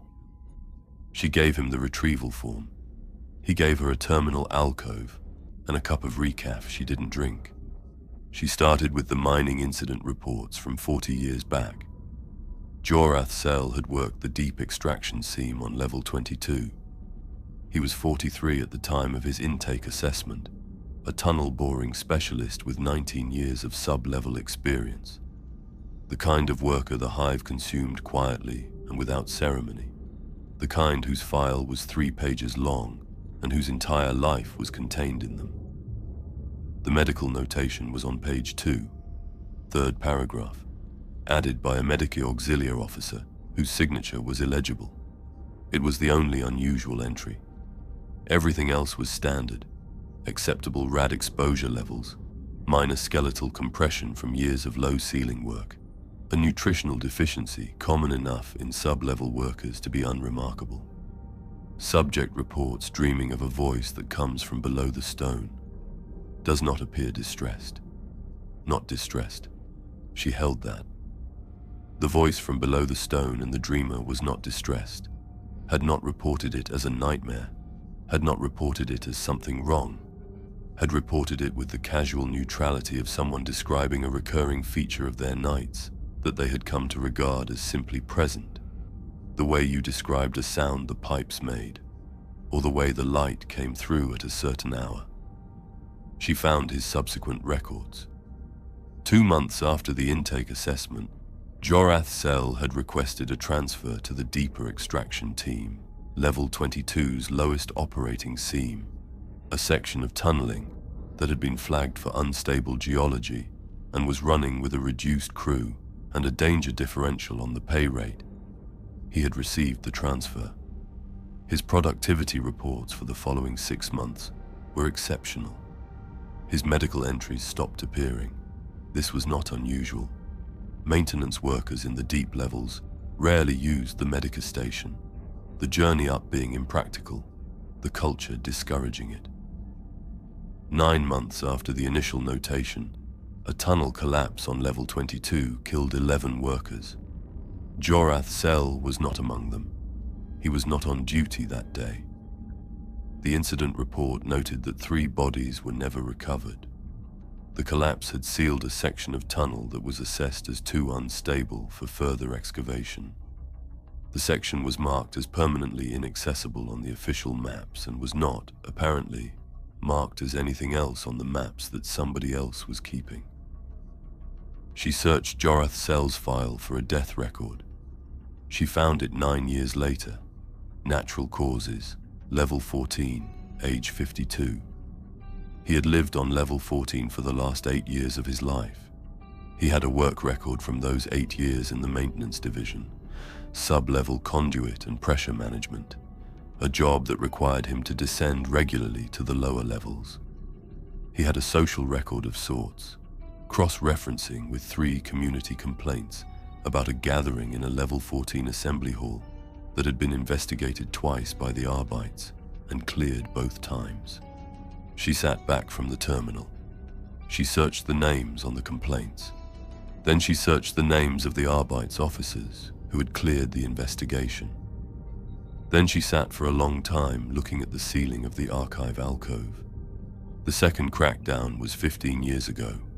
Larger, 16 arrests, 2 prosecuted, the rest released for insufficient evidence. She found the case files. She read the arresting officers' names. She cross-referenced those names against the current precinct roster. 4 of the 6 arresting officers were still active. She found their current assignments. She found, for 3 of the 4, community organization memberships logged in the Hive's civic registration system. The same registration number. A community support group on sub-level 14, constituted 11 years ago. The crackdowns had not failed because the evidence was insufficient. The crackdowns had failed because by the time the Arbites were looking, the Arbites were already inside it. 40 years. She did the arithmetic. A single infected worker in year 1. A mining team, 12 people, in year 2. A maintenance division in year 4. The social networks of a maintenance division. Families, neighbors, the level 14 community that had been Jorath Sel's home for the last decade of his life. The Arbites officers who investigated and found nothing. The officers' families. The officers' colleagues. She used the census data from the civic registration terminal. She used the known infection rate of the gathering's membership against the population of each level. She used the timeline against the standard rate of social penetration for a community organization with 17 years of active operation. She did the arithmetic 3 times because the first 2 results seemed wrong. 400,000. She sat with this number. She looked at it the way you look at damage assessments, not with the goal of feeling the full weight of it immediately, which was not possible, but with the goal of ensuring you had understood the magnitude before you began to work with it. 3 million people live in Hive Tertullian-Sek. 400,000 infected or under active contact. 1 in every 7.5 people she had ever stood next to in a transit car. 1 in every 7.5 people, in every queue, every plant floor, every school cohort, every 7th or 8th face in a crowd of any size. Every 7th or 8th face in a crowd. She closed the terminal. She returned the archive number to the desk clerk. She thanked him. She went to find the deep levels. She went down to level 17, which was as far as a civilian access pass would take her without triggering a logged exception. She used the maintenance corridors rather than the main spoke because the maintenance corridors were poorly monitored. She knew this from 15 years of plant work, from the specific institutional laziness that allowed surveillance to atrophy in places that were inconvenient to maintain. She moved through them with her photolume set to its lowest useful setting, enough to see the floor and the walls immediately around her. The graffiti started on level 15, not the casual graffiti of bored workers, tags and complaints and declarations of love that accumulated on any surface nobody powerful enough to clean regularly ever looked at. This was different in quality and in intent. It had been placed with care, often in locations that required effort to reach, high on the walls, around corners, in the sections of corridor where the strip lighting had been out long enough that nobody had come to repair it. She had to hold the photolume up and angle it to see them clearly. The images were the same in structure, varied in execution. Some scratched into the surface with something sharp, some rendered in a medium she didn't examine too closely, some apparently painted with a precision that suggested a template rather than a freehand. A stylized fleet of ships, viewed from below, their profiles elongated and angular, not like imperial vessels, wrong in a way that registered in the body before the mind caught up with why. Below the fleet, a hive, unmistakably this hive, the tiered silhouette of it, the levels implied in horizontal lines, the whole thing lit from within in the manner of the image, the lights on, burning, visible from space. Below the hive, darkness, rendered as simply and completely as darkness could be rendered on a wall. A deep absence, a void that the image gave weight to by what surrounded it. And in the darkness, centered, singular, an eye, not a human eye, not even an attempt at a human eye. A shape that suggested perception without specifying its nature. Circular in the way that suggested awareness rather than anatomy, looking upward through the rock and the levels and the hive to the ships that were coming, or had already come, or were the same thing as the darkness itself. She was not sure. She had seen this image before. The understanding arrived fully formed, the way large understandings do, not built incrementally, but suddenly present, the way a shape hidden in a pattern becomes visible and cannot be unseen. She had seen it on the back of the pamphlet from the ecclesiarchy priest, small in the lower corner, what she had taken for a printer's mark. She had seen it scratched into the back of a pin. She had seen it in the script on the paper inside Devan's razor. The recurring character, the one that sat at the center of the rhythmic patterns, the one her eye kept returning to without choosing to. She had been looking at this image for a week without seeing it. The fleet is coming. The hive is the beacon. The darkness below is the thing that lit it. She stood in the corridor of level 17 with her photolume and understood the full architecture of what had been built in this rock over 40 years. Not an infection, not corruption, a preparation. A 40-year act of preparation by something patient enough to begin decades before the ships it was preparing had entered this region of space. Patient enough to build the signal before the receiver was in range, to light the beacon while the fleet was still too far away to see it.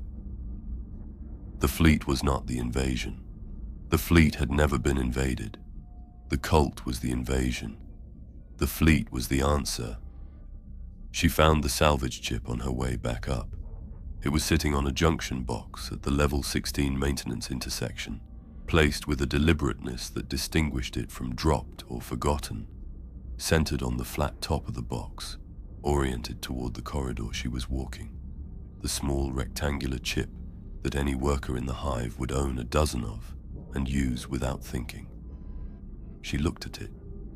She looked at the corridor in both directions. She picked it up. She had a reader on her personal slate.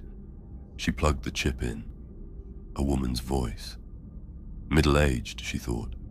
A specific quality of a voice that had lived in it long enough to know its own timbre. The recording was not recent. There was a faint degradation in the audio that suggested years of storage on cheap media. The woman's voice was trembling. Not with fear, Sera registered, but with the particular trembling of someone trying to speak carefully about something large, the trembling of effort rather than distress. She said, "I want to say this correctly, because I have been trying to find the words for years, and I am afraid I will not have another opportunity to try." She said, "I was not taken. I need that to be understood. I was not taken against my will. I was not deceived, not in the way you might think. I was shown something, and what I was shown was true." She said, "I had a husband and 2 children and a job in the water authority on level 11, and I was lonely in the way you are lonely when your life fits you perfectly, and yet every morning you wake with a sense that something is missing, that you have no name for. I had been lonely that way for 30 years. I had learned to regard it as simply how people were." She said, "The Father showed me what I had been missing." She said, "I was alone my whole life without knowing it. Now I am never alone." She said this with a warmth that stopped Sera's breath. Not the warmth of performance, not the warmth of someone who had been coached in how to describe it. The simple, certain warmth of a person telling the truth about the best thing that had ever happened to them. The warmth of someone who has been cold for so long that heat, when it finally arrives, is indistinguishable from salvation. I know what you think this is, the woman said. I thought the same things. I want you to know that the thoughts are yours. They are real thoughts. The Father does not take your thoughts. He does not need to. He only needs you to be present long enough to understand that the isolation you have been living in was never inevitable, that it was instead a condition of ignorance, and that ignorance ends. I am not lonely anymore, she said. That is the whole of it. Whatever else is true, that is true. The recording ended. Sera sat in the maintenance corridor with the slate in her hands and felt the specific horror of a thing that was not horrible on its own terms. A woman, genuinely relieved, genuinely no longer lonely, genuinely describing something that had given her life a quality it had not previously had. The horror was not in the woman. The horror was in understanding why this was how it spread, why it had spread through 400,000 people in 40 years, why the gatherings worked, why Brother Udo's room full of relieved faces was a room full of people who had been given something real and true and devastating. The loneliness was real. The relief was real. The thing that offered the relief was patient and cold and ancient and had an eye in the dark below the city, and it did not offer relief because it cared about loneliness. It offered relief because relief was the mechanism of the harvest. She pocketed the chip. She stood. She needed to get back to the main corridor, back to the transit, back to the surface levels. She needed to think about what she had and what she could do with it. She needed. The lights went out. All of them. Not a flicker, not a cascade failure working its way down the strip. All of them simultaneously, the entire level, total darkness dropping like a weight. Her photolume was in her jacket pocket, and she reached for it and turned it on, and its small light showed her the corridor walls and the junction box and the floor in a pale circle. And beyond the circle, nothing. She stood still. She listened. The maintenance corridor was not silent. There was always background sound in the lower levels, the pipes and the pressure systems and the deep vibration of the machinery. She had pressed her ear to the floor to hear. All of that was present, and something else. Breathing. Slow. Deeply, genuinely slow. Not the slow breathing of a sleeping person, which was still rapid compared to this. The breathing of something whose respiratory cycle was longer than a human lung demanded. Each inhalation a long, smooth draw, and each exhalation a long, smooth release, with a pause between them that lasted long enough for her to count 4 of her own heartbeats. It was close. Closer than she would have expected anything to be without her having heard its approach, which meant it had not approached. It had already been here when she arrived. It had been here the whole time. She did not move. She breathed.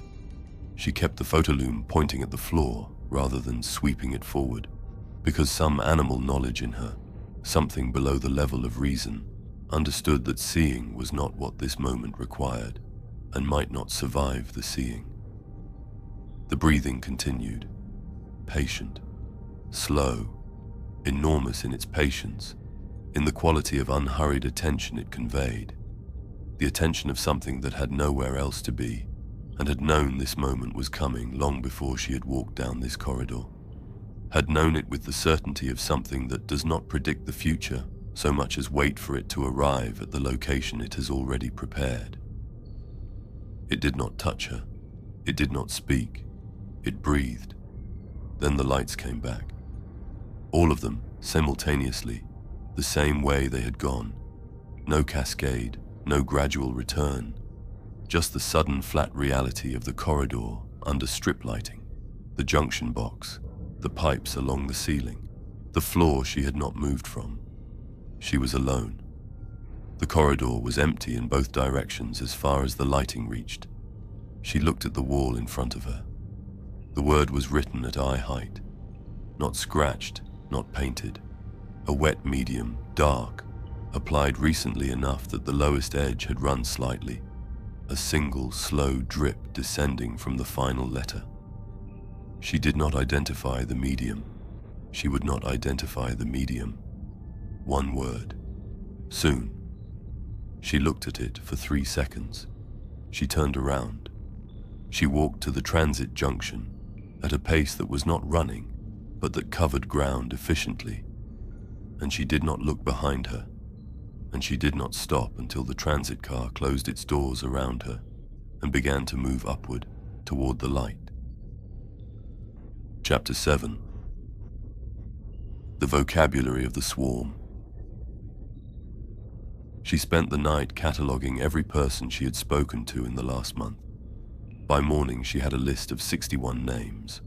Of those, she could be certain that 11 were uninfected. 11. In a hive of 3 million people, she had 11 names she trusted. And before she reached the end of the list, she realized she wasn't even certain about herself. The uncertainty arrived quietly, which was the worst thing about it. Not as a dramatic intrusion, but as a question she found she could not answer with the confidence she expected, which was itself a kind of answer. She sat with the list in the grey early light of the apartment, Davan still asleep, Marit still asleep, the whole careful fiction of the morning not yet required, and she tried to apply the same diagnostic logic she had applied to everyone else. Observable behavioral changes. She had not slept properly in 9 days. She had become preoccupied to the point of dysfunction. She had begun avoiding her family rather than engaging them, which was either rational threat response or withdrawal, and she was not certain she could distinguish between those from inside. Physical changes. She ran her hands over her own jaw in the dim light, her own fingers, checking the ridges and lengths she had memorized in Davan and was now applying to herself. Nothing she could identify, nothing she could be certain wasn't there. And the harmonic. She had first noticed it 2 nights ago, 3 nights ago possibly. The sleeplessness had begun to compress time. A sound at the very bottom of perception, below the frequency of the hive's machinery, below the frequency of her own heartbeat heard from inside. Not a sound she heard with her ears. A sound she heard in the way you hear the approach of a very large thing before it arrives. Through the bones, through the floor, through some mechanism older than the ears that the body had not forgotten how to use. It was low. It was patient. It had no words and no images. It was simply a direction, a persistent, gentle orientation, the way a needle orients toward magnetic north, not through will, but through property, not through decision, but through nature. The direction was down, always down, through the floor and through the levels and through the rock to wherever the source of it was, waiting in the dark with more patience than anything had a right to possess. She had been hearing it for 3 days, or she had been noticing it for 3 days, which was different, which was the possibility she could not resolve. Had it always been there and she was only now sensitized to it? Or had it not been there before, and its presence now meant something about what she was becoming? She looked at the list, 11 names. Then, her own name at the bottom, with a question mark beside it. She folded the list. She put it in her jacket pocket next to Marit's drawing. She went to make the morning routine happen, because the morning routine was what she had. She had stopped taking the main transit corridors 3 days ago, or rather, she had started taking them differently, standing at the end of the car rather than the middle, positioning herself where she could see without being in the center of the field. She had told herself this was tactical. This morning she understood it was also because the main corridors had become difficult to spend time in, for a reason she had not fully named until now. The synchronicities. She had been noticing them for days and filing them under coincidence, which was what you did with things that didn't fit, because coincidence was a container that held almost anything if you didn't push on it. But she had been pushing on it, quietly, in the back of the mind that never stopped running diagnostics, and the container wasn't holding.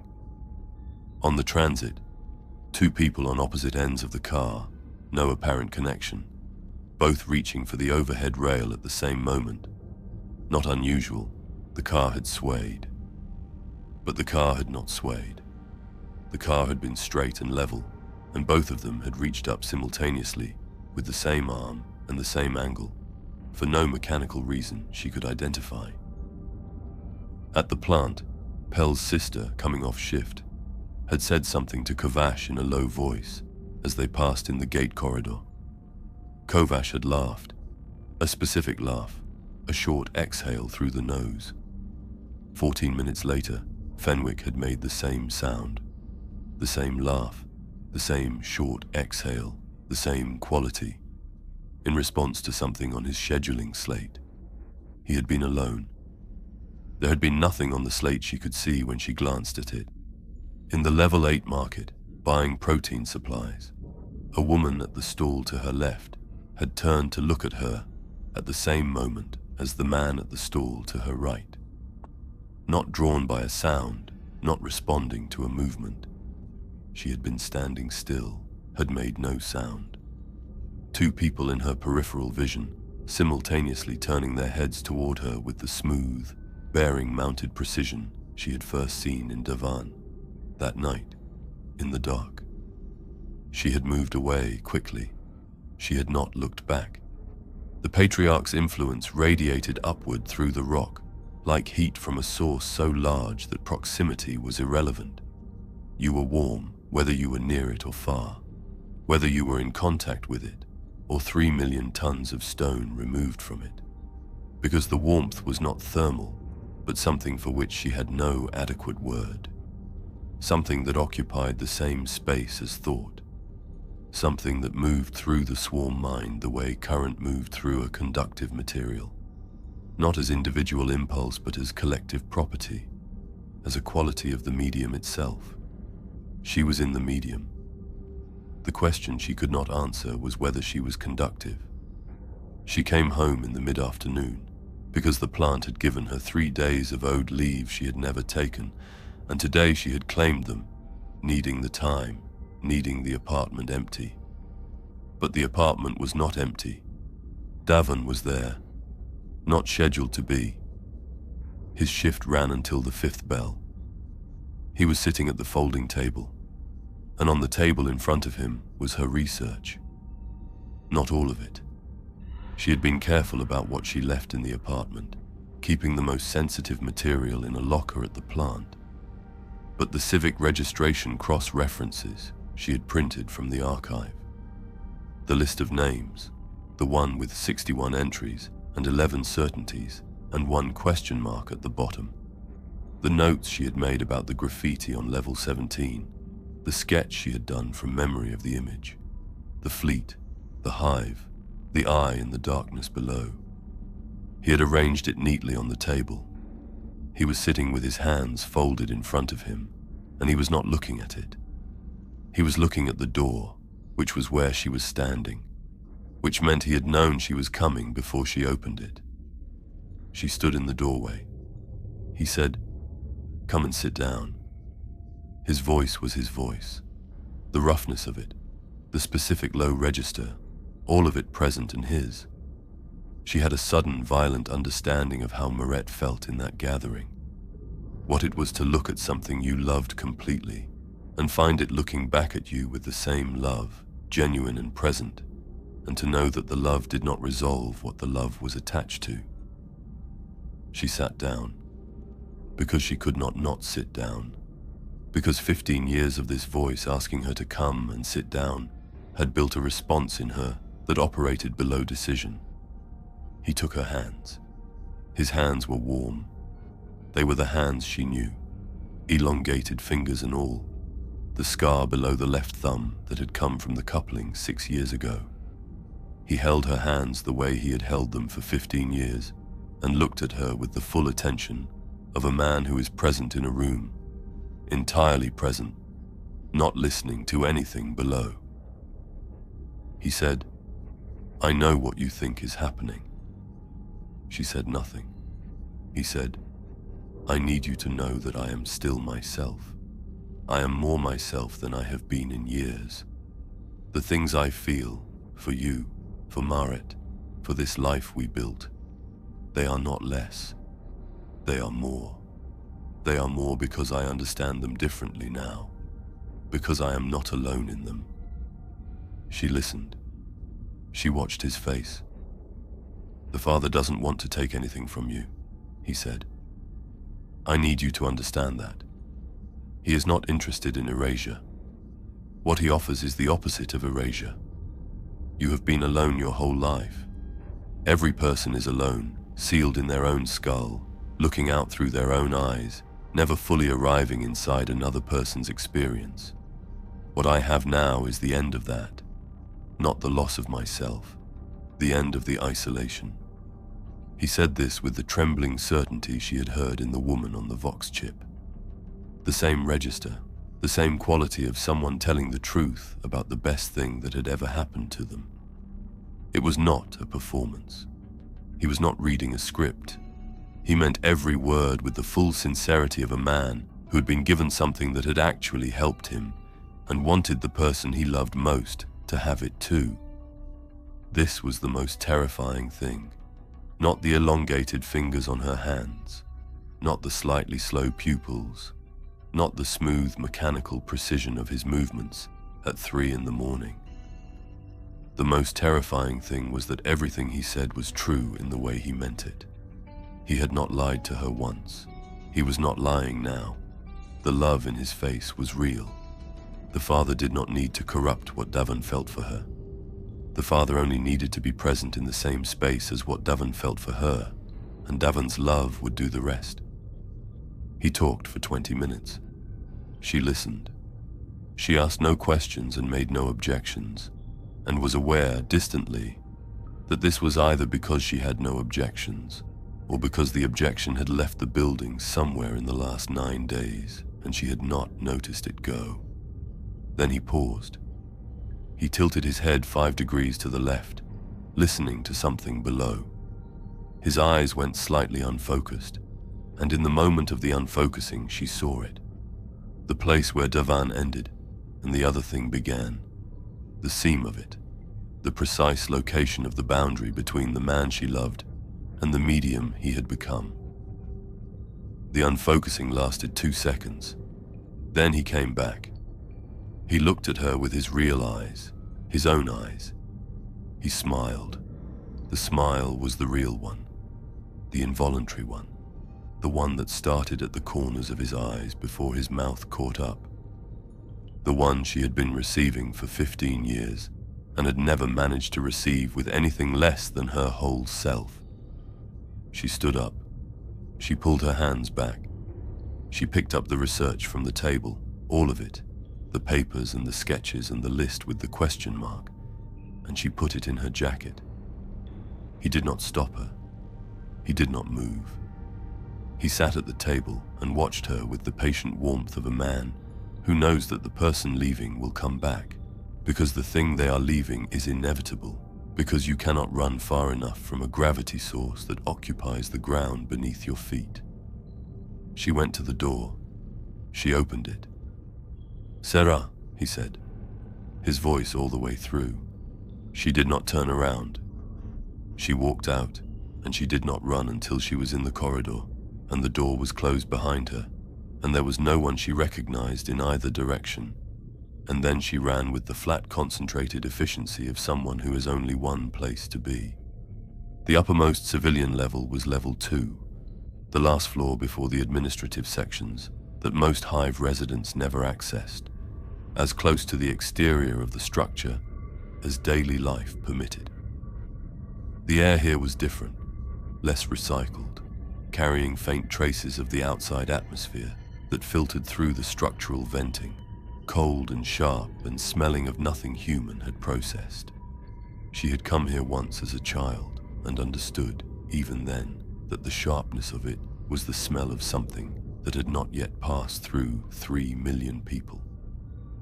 She found the Vox relay terminal in the level 2 infrastructure hub A public facility, theoretically, though the lock on it had been upgraded at some point to an industrial grade that was not standard for public facilities, which told her something about how recently the Hive Authority had decided that certain communications should be controlled.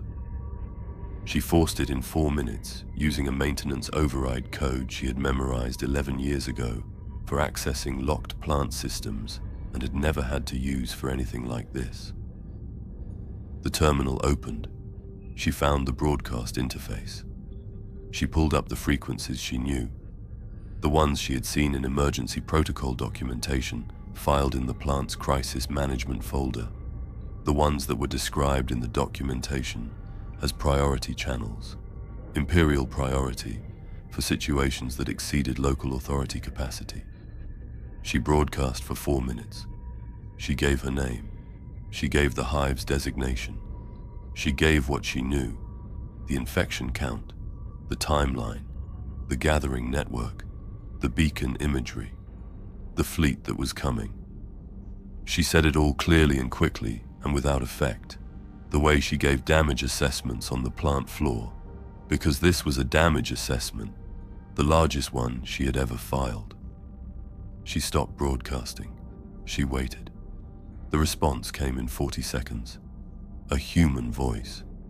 Male, middle-aged, carrying the flat-controlled cadence of a trained communications officer. It gave a confirmation code, a string of letters and numbers she did not recognize, but which had the format of an official verification. It said, "Received and understood." It said, "Assets are being directed to your location." It said, "Hold your position and do not transmit again," as repeated transmissions on this frequency could compromise the response. It said, "Help is coming." She stood at the terminal with her hand on the broadcast key and felt something she had not felt in 9 days. Not relief. She was too far past the range of simple relief, but a structural thing, a sense of load-bearing that she had been performing alone and could now, perhaps, distribute. She was not the only person who knew. She was not the only person acting. Help was coming. She reached to close the terminal. She stopped. She stood very still. The voice had said, "Hold your position, Sera." First sentence. The confirmation code, then her name, then the instruction. Her name before she had identified herself in the response. She had given her name in the broadcast. Yes, but the confirmation had come in 40 seconds, which was the response time of a relay already listening on that frequency, already oriented toward this hive, already prepared for a contact from this location, already prepared for a contact from her. She stared at the terminal, the confirmation code. She looked at it, the string of letters and numbers, the official format. She had seen that format before, in the civic registration files, in the community organization documentation on sub-level 14, constituted 11 years ago, cross-referenced against the Arbeits case files she had found in the archive. It was not an imperial verification format. It was close enough that in 4 minutes of broadcasting with shaking hands, she had received it as genuine without examining it. She closed the terminal. She stepped back from it. She put the wall against her back and stood in the level 2 infrastructure hub with the sharp, cold air in her lungs, and understood that there was no frequency she could reach that they had not already reached. There was no outside. There was no help. There was only the hive and what was inside it, and what was coming for it, and the 11 names on her list, and the question mark next to her own. She stood there for a long time. The harmonic was louder up here. She had expected it to be quieter, further from the source. It was louder. It did not come from below, she understood now. It did not come from any direction. It came from everywhere the medium existed, and the medium was not the rock. The medium was the people. The 400,000, spread across 17 levels, each of them a node in something that had no outer edge she could identify.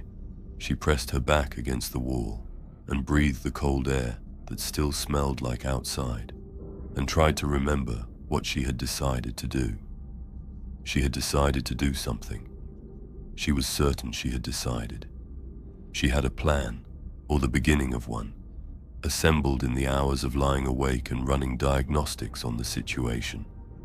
She reached for it now. It was still there. She held it. It was not a good plan. It did not end well. But it ended with her having done something, which was different from not having done something, and the difference was the only currency she had left. She pushed off the wall. She went back down into the hive. Chapter 8. The God Below the God. The Inquisition knew. They had known each other for 11 years. The file she found, hidden 3 layers into an administrative server she had no right to access and every reason to reach, was dated, time-stamped, and signed. It concluded, extraction of assets non-viable. Recommend quarantine protocols at strategic threshold. Strategic threshold. She looked up the term. It meant, when the infection exceeds the point where saving the population is worth the cost of saving the planet. She found the server in the Level 6 archive, in the section she had not accessed on her first visit. The restricted infrastructure records. Behind a permissions wall she had spent 2 hours the previous night working out how to circumvent using the same maintenance override logic that had opened the Vox relay terminal. The terminal had been a trap or a test or both. The archive was neither. The archive was simply a place where things had been put in the confidence that nobody without authorization would look for them. And the confidence had been reasonable because almost nobody without authorization had a reason to look, and the few who did would not know what they were looking at. She knew what she was looking at. The file was 11 years old. Its originating authority was an Ordo Xenos field office in the sub-sector capital. 4 transit days from Vashara, 4 by military courier. The agent who had signed it was identified by an alphanumeric designation rather than a name, which told her something about the level of operational sensitivity it had been assigned. The assessment itself was 23 pages. She read it in 45 minutes, sitting in the archive alcove with her recaf going cold, and she read it with the same flat diagnostic attention she had been applying to everything for the past week and a half, because affect was no longer something she could afford in quantity, and she was rationing it. The Ordo had identified the Congregation of the Undying Seam 9 years after its founding.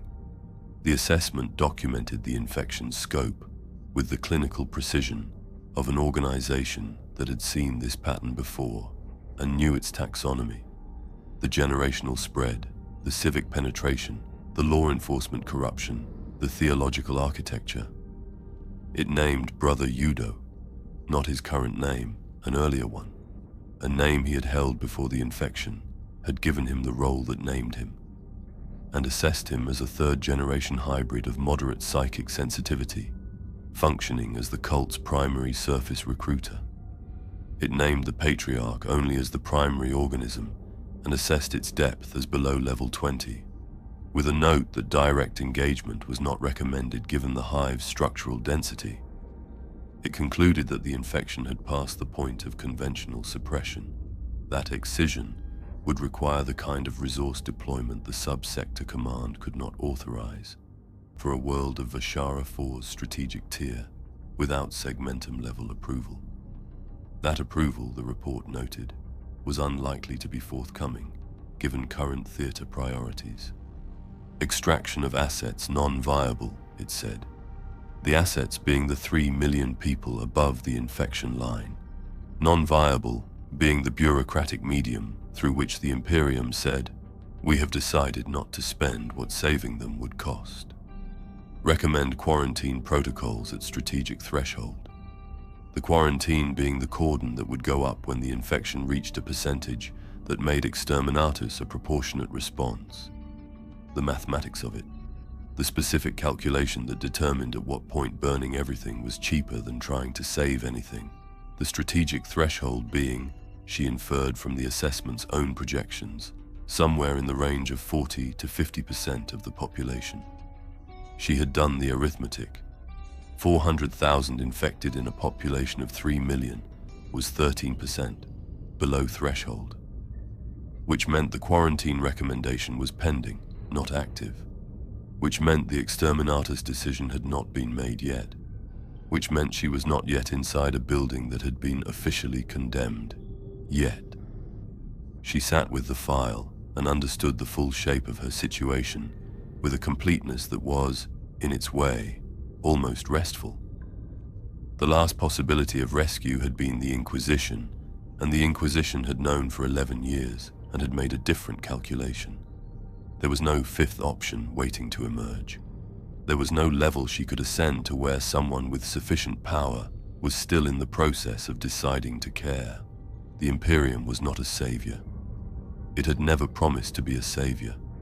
It had promised to endure, which was a different thing, and it was keeping that promise at her expense, and at Devan's expense, and at Maret's expense, and at the expense of 3 million people who had no knowledge of any of this, and were moving through their ordinary days on their ordinary levels, while the infection spread through them like warmth through a conductive material.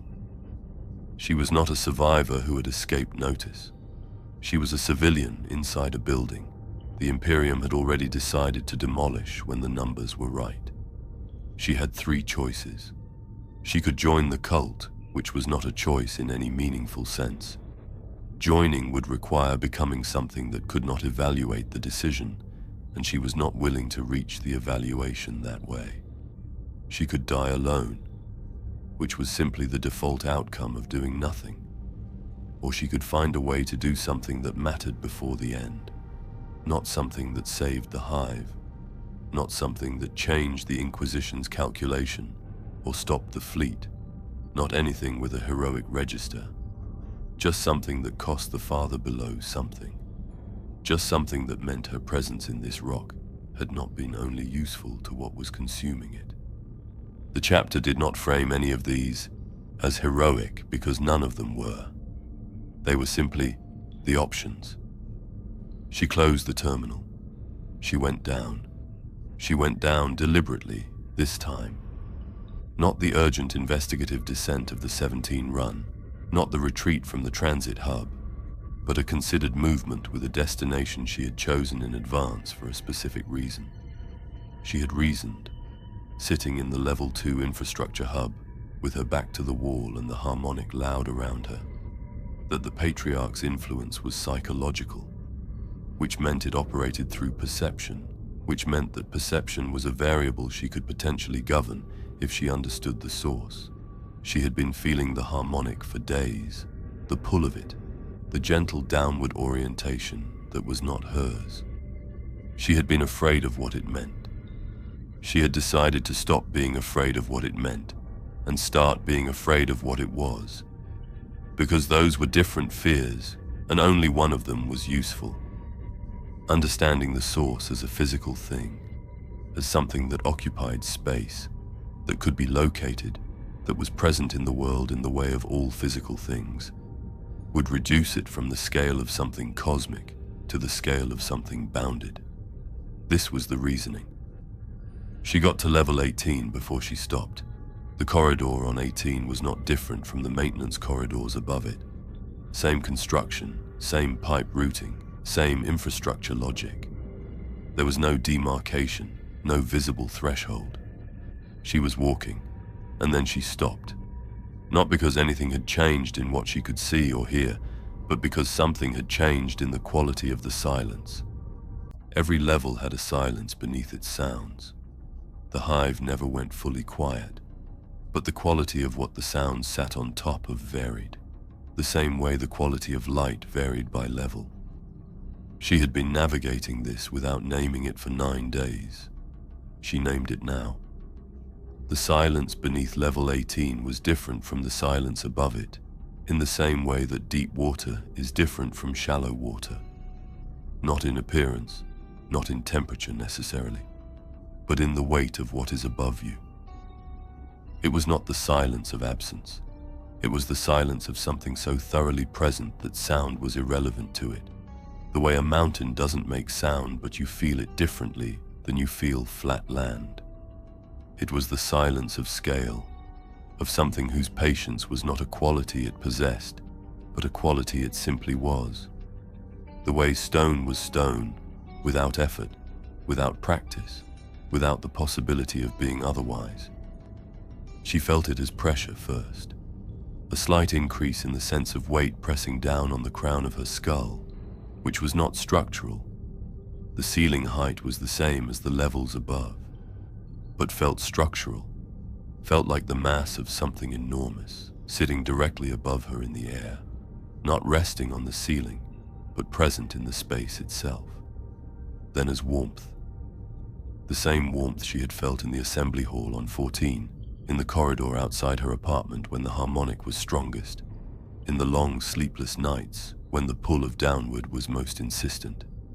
Not thermal warmth, the warmth of attention, the warmth of being fully, completely known to something that was looking at you from very close. Then as a hand, not a real hand. There was nothing on the back of her neck, she checked.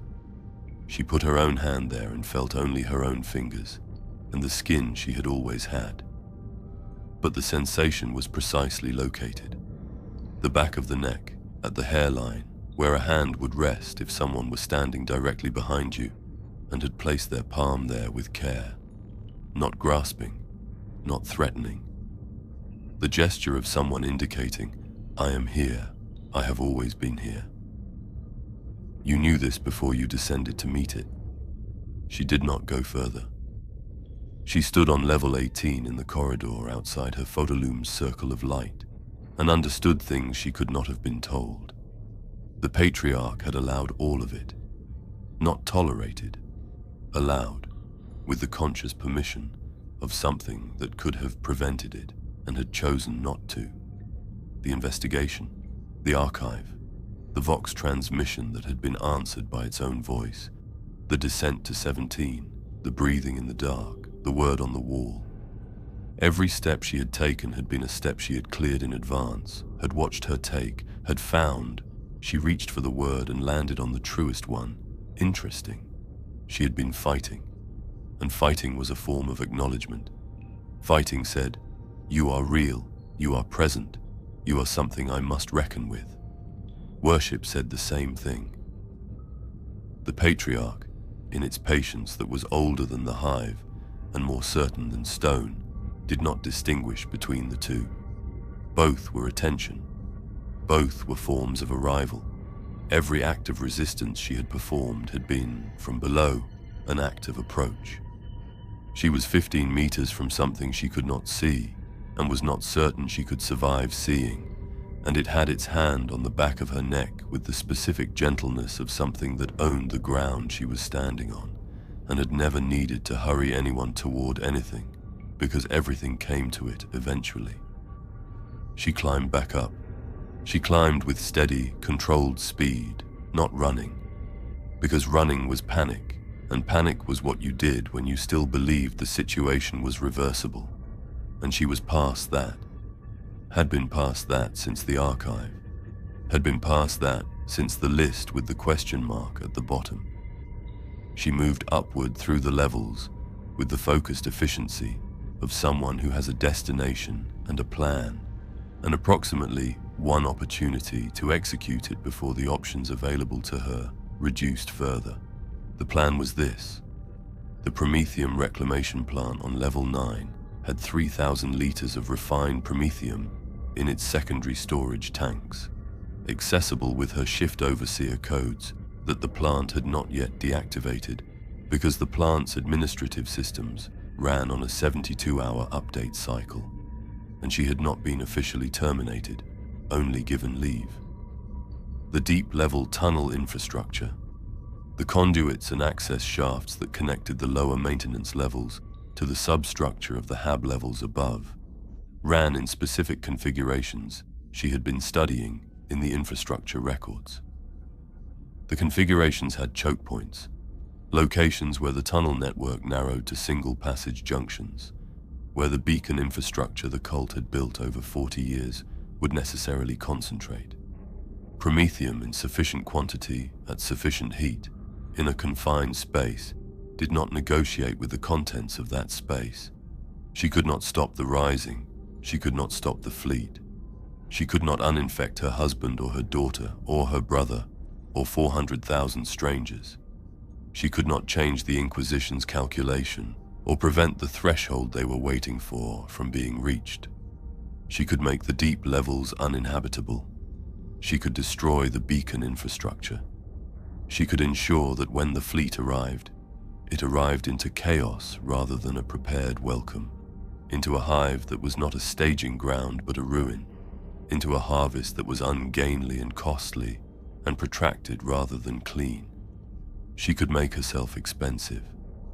In the arithmetic of the Father below, which was patient and vast and treated everything as eventual, she could introduce a variable it had not prepared for, because the one thing the Patriarch had not accounted for in 40 years of patient preparation was someone it had found interesting, choosing to be a cost rather than a yield.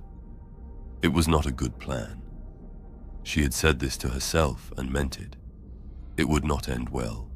She would not survive it, almost certainly. And even if she survived the detonation she was planning, the rising was already in motion, the infection already at scale, the fleet already in system. She was not saving the hive. She was not saving herself. She was spending herself on something that mattered. That was all. That was the whole of it. She came up through level 12 and level 10 and level 9, and she went to the plant. She let herself in with her codes. The plant was on second shift, skeleton crew, the overnight maintenance cycle running its automated routines.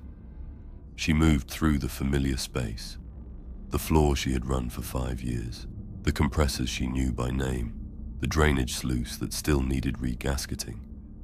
And she did not let herself feel it, feeling it would cost her something she needed. She got the promethium charges from the secondary storage cage. She loaded them into a maintenance cart.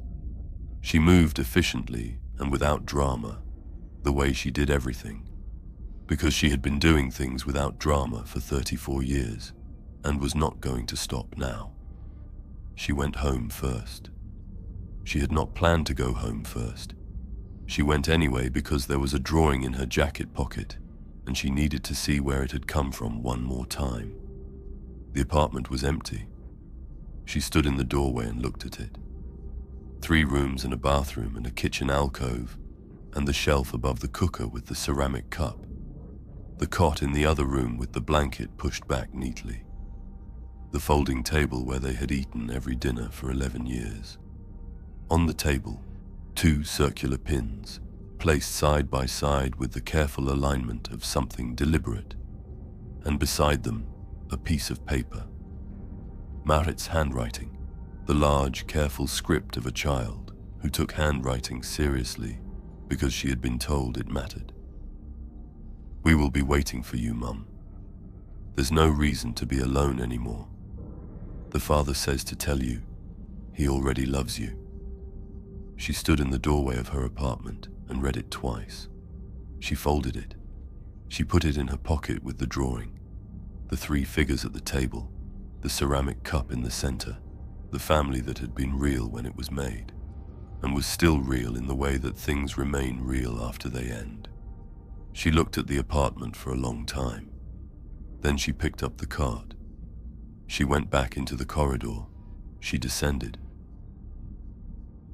Chapter 9. The Rising. She heard the rising before she saw it. A sound like an ocean made of voices, rising from every sub-level simultaneously. And then the lights in the hive changed.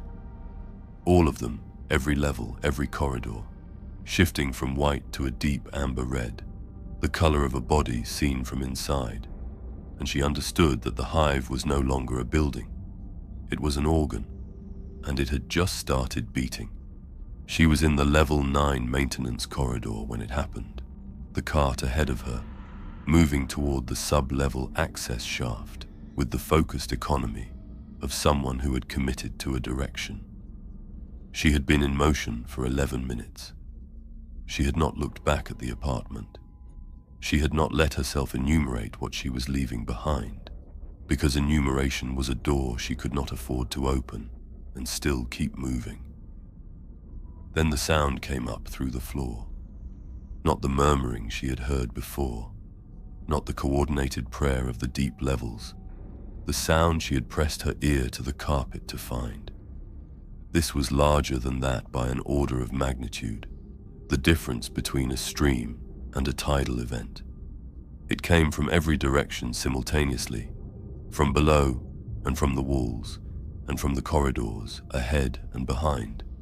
The sound of human voices in numbers she could not calculate, all beginning to move at the same moment, all moving with the same direction and the same purpose. The way a flock moves, not as individuals responding to individuals, but as a single decision expressed through 10,000 separate bodies. Then the lights changed. White to amber in a single transition, no flicker, no variance across the levels. She could see it even here, in the maintenance corridor, through the gap under the access door at the far end. The quality of the light beyond it, shifting from the flat, functional white of imperial infrastructure to something warmer and deeper, something that her body recognized before her mind did, something that made her skin respond with a crawling awareness that this was not a lighting failure and was not an accident and had been prepared for. The color of a body seen from inside. She had not formed the thought consciously. It arrived fully and immediately, as true things sometimes do. Red amber. The color of light transmitted through flesh. The color of a hand held over a bright source. The interior color of a living thing. The hive had changed its light to the color of biology. The hive had decided in this moment to be a body rather than a building. She stood in the maintenance corridor for 3 seconds. Then she moved. The main spoke corridors were already transformed when she reached them. Not by violence. There was no violence, which was the thing she was not prepared for, the thing that kept landing wrong every time she encountered it. The rising was not a riot. It was not a rampage. The 400,000 who had been waiting for this moment emerged from their apartments and their shift stations and their community gatherings with the unhurried, coordinated purpose of workers beginning a shift.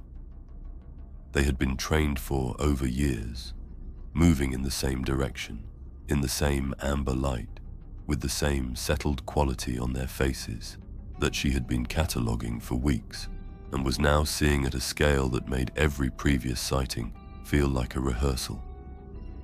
She moved against the flow, not conspicuously. She had the cart. She had the amber-lit anonymity of a maintenance worker in a maintenance corridor. And the crowd was not interested in her specifically, was not hunting, was not performing the kind of scanning attention that would flag an individual moving counter to the collective. The collective was interested in its own direction. She was a piece of friction in that direction, and friction, at this scale, was beneath notice.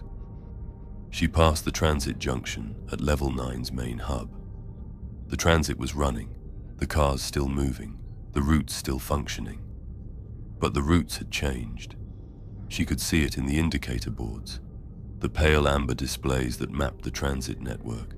The cross-spoke routes that connected the residential levels to the upper administrative tiers were showing as suspended, their access points locked with a status code she had never seen on a transit board before. The routes that were running went down. All of them. Every active route on the board moved toward the sub-levels, toward the deep infrastructure, toward whatever the congregation needed its members to be moving toward. 3 million people. 13% infected, the arithmetic said.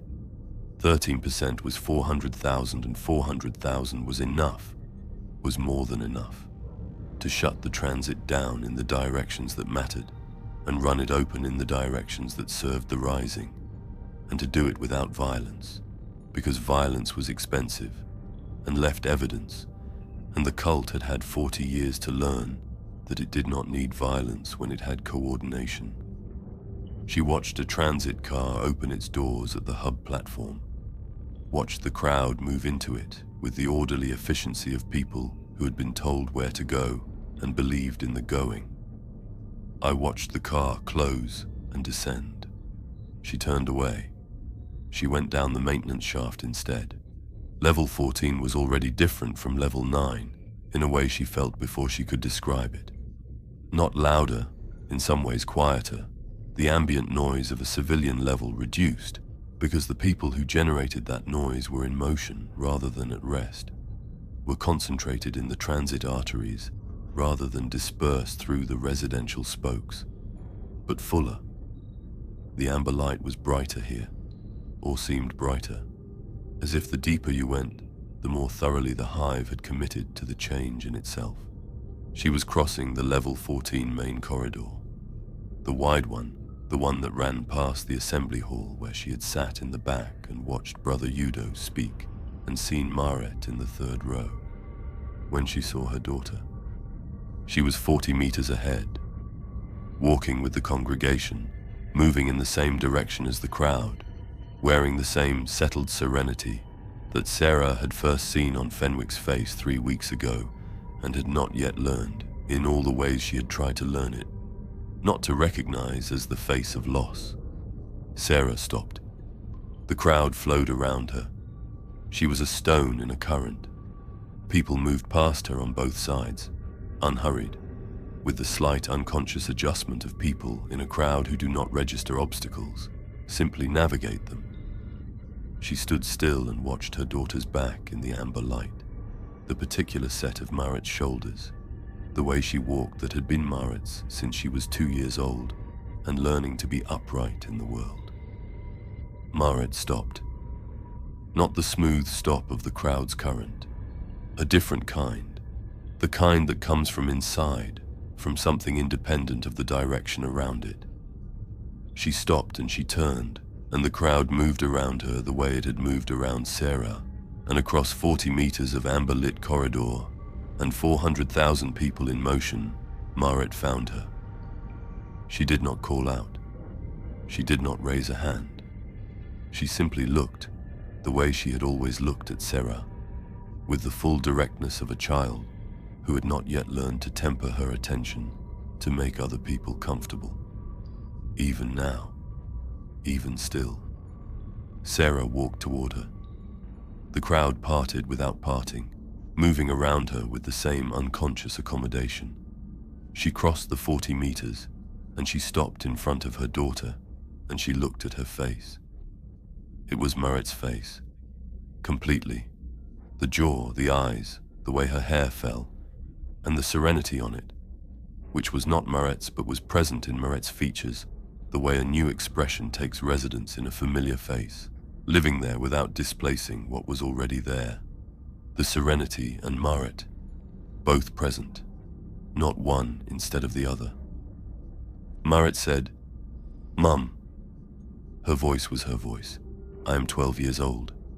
The particular quality of it that Sera could have identified in a crowd of thousands by sound alone, that she had been identifying since before Maret had words, and it was only sound with no cargo. "Mum, it doesn't hurt." She said this with the urgency of someone who has been waiting to say something important and has finally been given the chance. Not the urgency of distress, of necessity, of a thing that needed to be communicated because its absence was a harm. I need you to know that. It doesn't hurt at all. Sera looked at her daughter's face for a long time. She thought about the drawing, the 3 figures at the folding table, the ceramic cup in the center, the care with which a 12-year-old had rendered the specific legs of the specific table in the specific apartment that was her home, the accuracy of love in it, The way Marit had drawn Sera's head at a slight angle. The way she actually sat. The way nobody thinks to note about themselves, but a child who loved her had noticed and recorded. That child was here. She was standing in front of her, telling her it didn't hurt, with the urgency of someone for whom that truth was the most important thing to communicate. The thing that would make the difference, the gift she could still give. Sera said, "I know." She did not know if it was true. She did not know what not hurting meant in this context. Whether the thing that didn't hurt was still the thing she was looking at, or whether the absence of hurt was the absence of everything hurt required. She said it because it was what her daughter needed, and because giving her daughter what she needed was the last coherent impulse she had access to. Marit nodded. She looked at her mother for a moment longer. The full, direct look, the one without tempering. And then she turned and walked back into the crowd. Sera watched her go. She watched until the amber light and the bodies between them made her daughter indistinguishable from the rest of the congregation, until there was no longer a Maret-shaped absence in the crowd, because the crowd had closed around her and became whole again. She did not follow. This was not a failure of love. She was clear on this, standing in the level 14 corridor, with the cart in her hands, and the crowd moving around her, like water around a fixed point.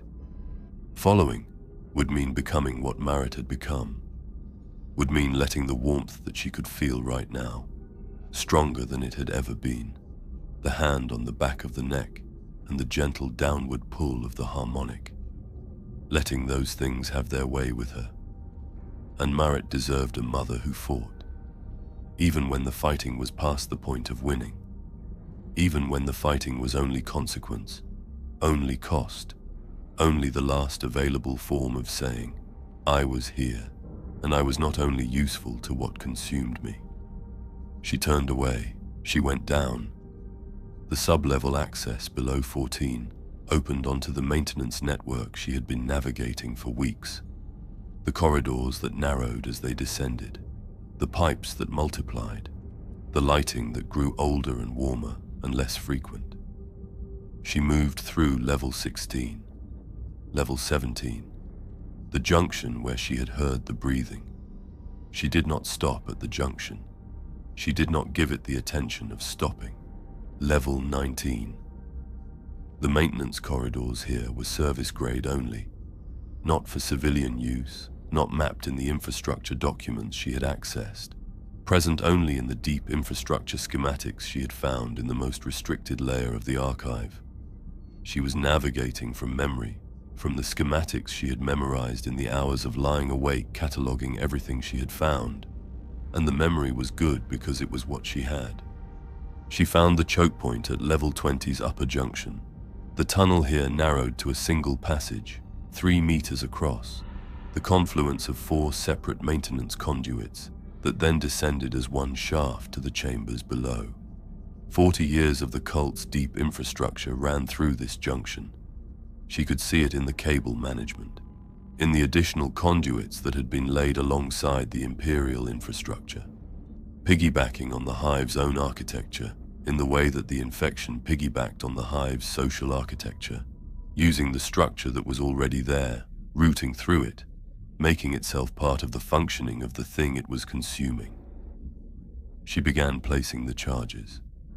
She worked with the methodical efficiency of a person who has done difficult work in difficult conditions for a long time and knows that the pace of the work is more important than the intensity of it. First charge at the junction's east wall, where the secondary conduit cluster was densest. Second charge at the support column that bore the ceiling load for the shaft below. Third and fourth charges distributed along the conduit runs in the configuration that the infrastructure schematic indicated would produce the maximum cascade failure in the beacon network below. She was placing the fifth charge when her photolume reached something ahead of her in the tunnel. She stopped. The shape was at the limit of the photolume's range, 15 meters, perhaps 20. at the point where the tunnel curved left toward the lower junction, and the light became uncertain, where the shadows beyond the beam's edge held depth rather than flatness. The shape was in that uncertain space, and she could not see it clearly, and she understood with the immediacy of something landing below the level of reason that she did not want to see it clearly, that the partial seeing was a mercy she should not squander by reaching toward it. It was large. The scale of it was wrong, not wrong in the way of something merely big, but wrong in the way of perspective when the distances involved are greater than what the eye has calibrated for. It occupied the tunnel in a way that suggested the tunnel had not been built to contain it, but had simply been what was available, what the rock had offered, and the thing had been patient enough to use it. It was still, completely, profoundly still. The stillness she had felt on level 18, the stillness of something that had never needed to move quickly, because nothing it wanted had ever been able to move quickly enough to escape it. She felt the warmth, stronger than it had ever been, not radiating, not directional, simply present the way the warmth of an enclosed space is present, surrounding, sourceless, the quality of the air itself. She felt the pressure on the back of her neck.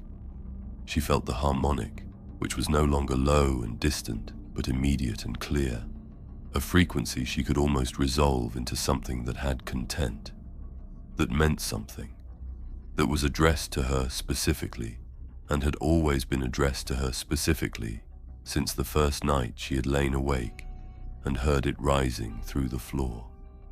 The patriarch had come up from the deep, not to stop her. She understood this with certainty, a certainty she could not account for except that the certainty was itself part of what it was projecting into the space between them.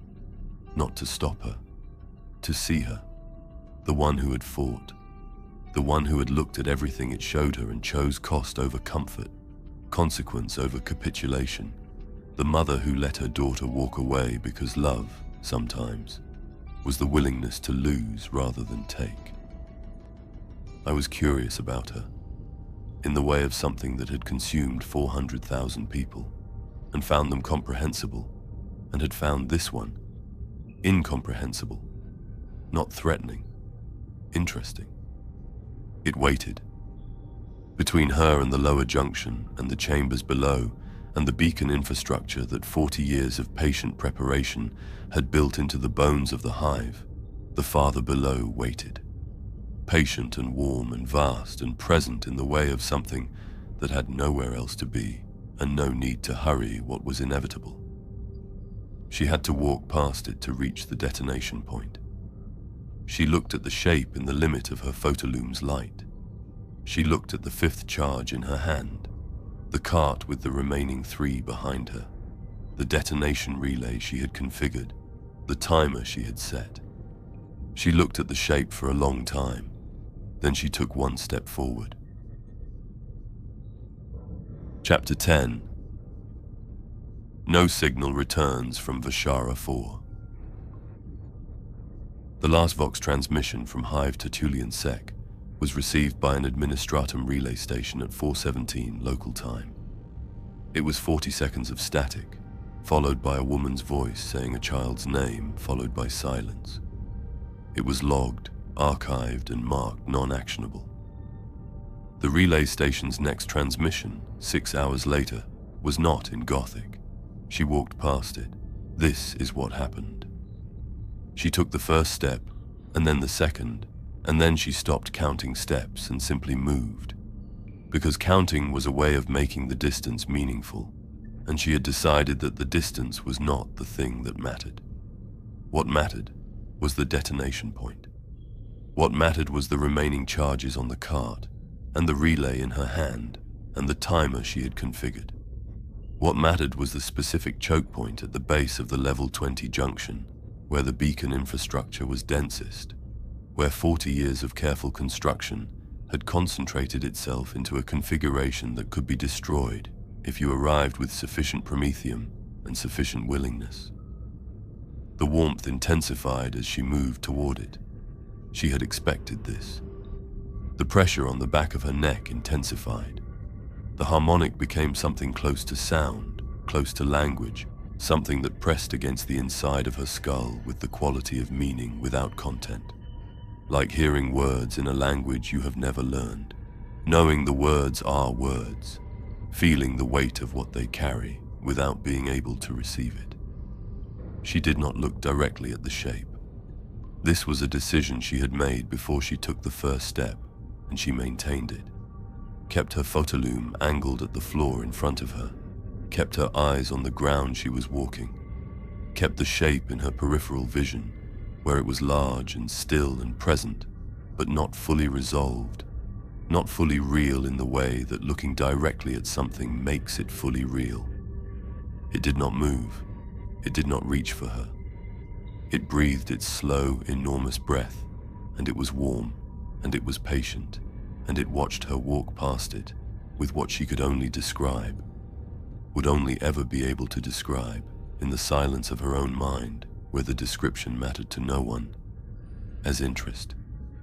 She walked past it. She did not die. She reached the junction. She placed the last 3 charges. She set the relay. She looked at the timer, 4 minutes, which was the duration she had calculated as sufficient to reach the level 16 access shaft before the structural cascade reached the upper junction. She had done this arithmetic carefully. She had done a lot of arithmetic carefully these past weeks, and the arithmetic had generally been correct, and she was choosing to trust it now because the alternatives to trusting it were not useful. She pressed the timer. She moved. She did not look back at the tunnel behind her.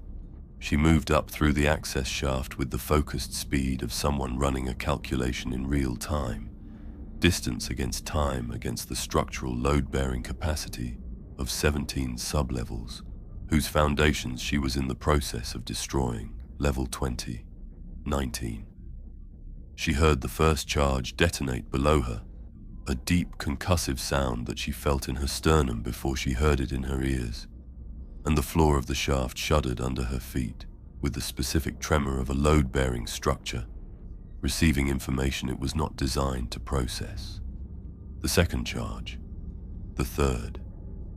She was at level 18 when the cascade began in earnest. The sequential failure of the tunnel network below, each collapse triggering the next in the configuration she had planned. The beacon infrastructure coming apart in the order she had reasoned it would come apart. She felt it as a progressive loss of solidity under her feet, the floor becoming less certain with each level she climbed, the hive's deep structure communicating its own destruction upward through the rock. She reached level 16. She reached 14. The access shaft was shaking continuously now, not the rhythmic tremor of the deep machinery, but the arrhythmic shuddering of a thing that has been damaged past its tolerance and is working out how to fail. She moved through it and did not stop and did not look down and did not think about the shape in the tunnel at the base of level 20, because thinking about it would cost her something, and she was running low on things she could afford to spend. She came up through level 9. She came up past the plant, her plant, the compressors and the sluices and the floor she had run for 5 years. And she did not stop, because stopping was not the plan, and she had promised herself the plan. She came up through level 7, level 5, level 3, and she stopped. She stopped because the shaking had diminished. The cascade had completed what it was going to complete, had found the limits of its own destruction, and the floors above level 16 were still standing, still bearing load, still functioning in the way of infrastructure that has absorbed a shock and is deciding whether to continue. They were continuing, for now. She stopped and she breathed and she took stock of herself in the way of a person running a damage assessment. Intact, functional, filthy from the descent and the shaft and the dust of 17 levels coming down beneath her. Her hands were shaking. She noted this and set it aside. Her ears were ringing with the sustained concussive sound of the detonation sequence. She noted this and set it aside. She was alive. She had done the thing. It had not saved the hive. It had not stopped the rising, which was still in motion on every level above her, the amber light still washing the corridors, the congregation still moving with its coordinated purpose, the transit still running its cult-directed routes downward. She could hear the voices, not the harmonic now, not the deep murmuring, but actual voices, the sound of thousands of people in motion, the sound of a city doing something it had been building toward for 40 years. It had cost them something. She held on to this. The fleet was in system. She had no instruments, no confirmation, but the timing she had extrapolated from everything she had found said it was in system, responding to the signal that was no longer being sent in the way it had been prepared to receive. The beacon infrastructure was rubble. The staging ground in the deep levels collapsed. Whatever they had been planning to use the Hive for, the clean, coordinated handover of a prepared facility, was not available to them now. They would land anyway. They would adapt. The will of the swarm did not require invitation, but adaptation cost something. Chaos cost something. Arriving at a ruined staging ground instead of a prepared one cost something. And the cost, while insufficient to change the outcome, was real and had been paid by her, and she had decided to find that sufficient. She found it sufficient. She thought about the list. 11 names. She had a location for most of them. Addresses she had memorized when she made the list. Residential levels she knew. The specific geography of 11 people she had assessed as uninfected and had not been able to do anything useful with until now. She went to find them. Administratum Relay Station, Vashara Prime. Transmission log day 1/4/17. Final transmission received from Hive Tertullian-Sek. Content: 40 seconds static, followed by unintelligible vocalization, followed by signal termination. Logged. Flagged non-actionable. Forwarded to subsector monitoring per standing protocol. Written day 1, 10:43. Transmission received from Hive Tertullian-Sek. Language: unidentified. Content: unresolved. Forwarded to Ordo Xenos liaison per standing protocol. No response received. Day 2, 6 o'clock. Hive Tertullian-Sek. Standard administrative transmissions absent. Status: communication disruption. Cause: unconfirmed. She found 8 of the 11. 3 she could not locate. Their addresses empty, their neighbors either absent or looking at her with the amber-lit serenity she no longer had the capacity to be surprised by.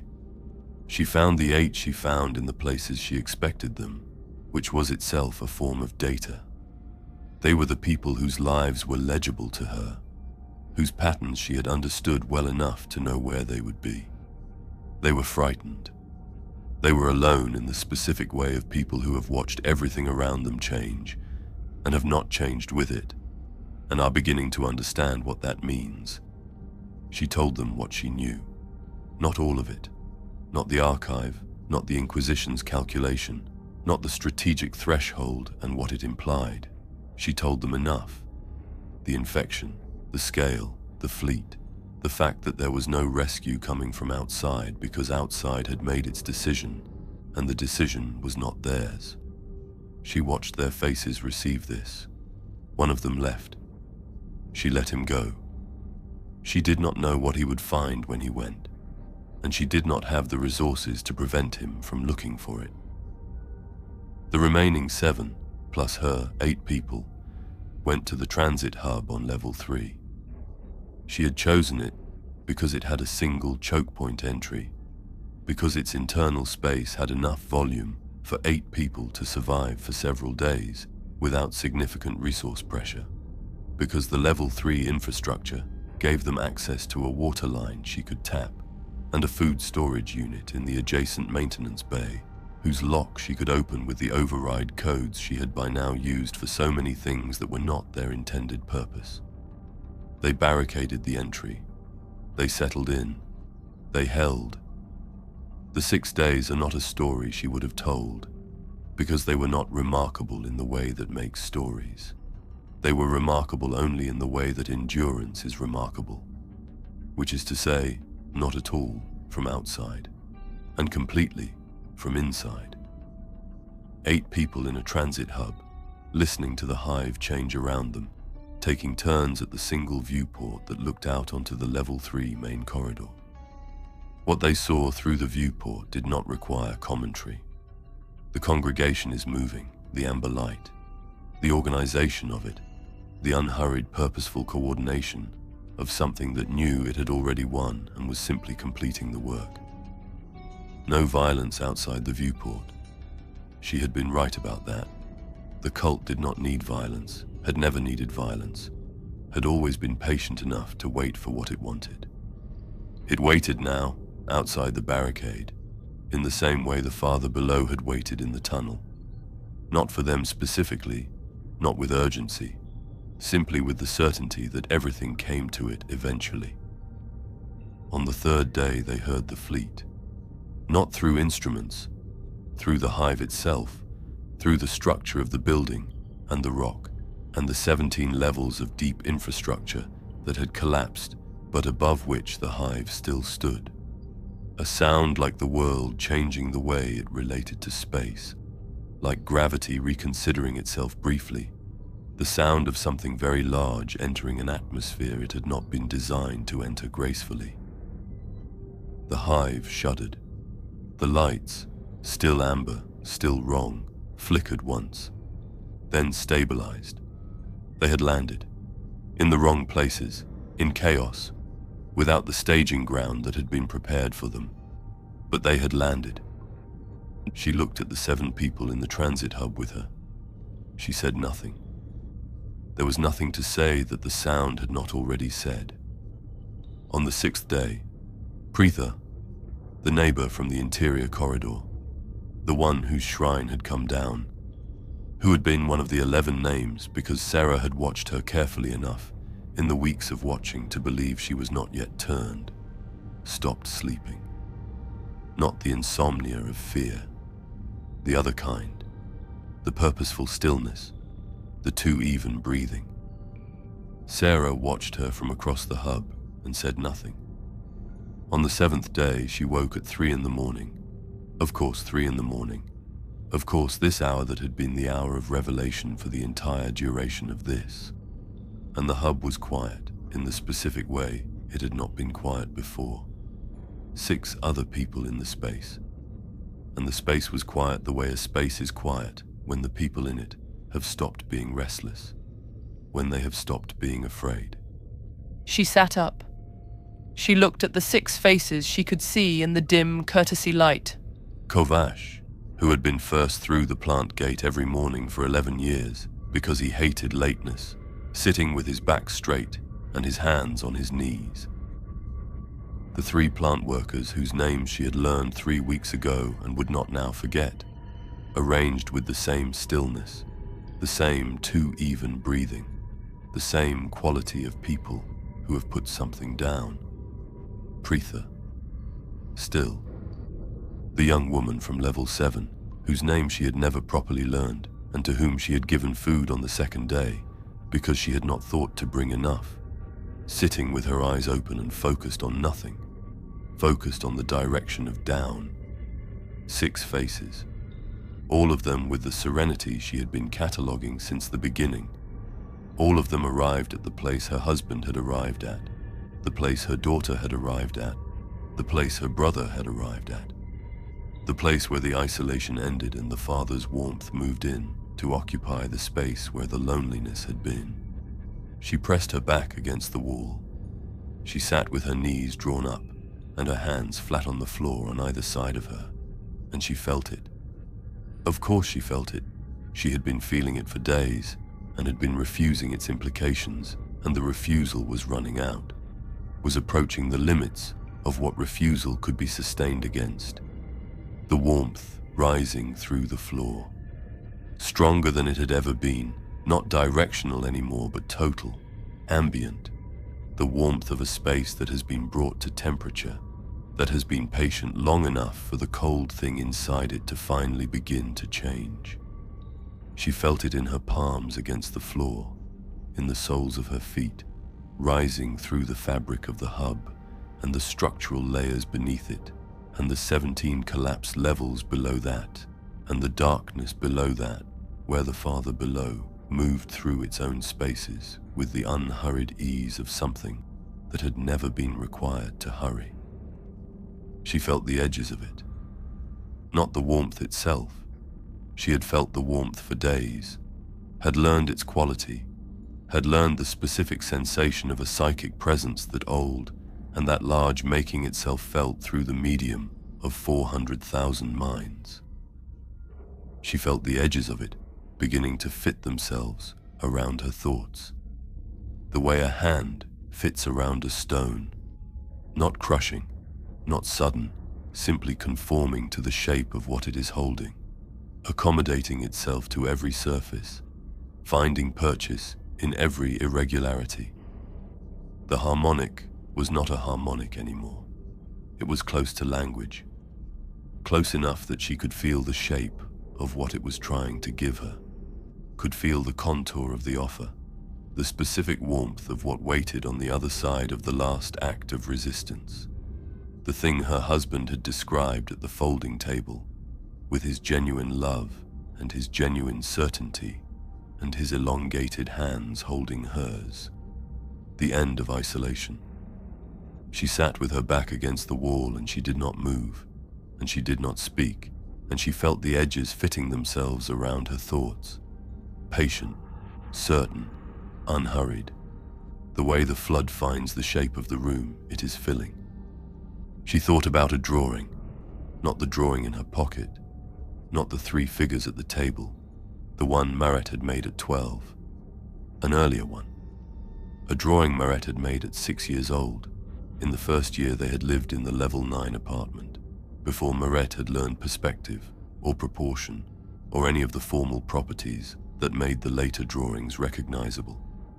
A drawing made with a child's absolute sincerity and a child's absolute technical limitation, which was to say a drawing made with love and nothing else, which was the most accurate representation of love she had ever seen, because nothing else was present to dilute it.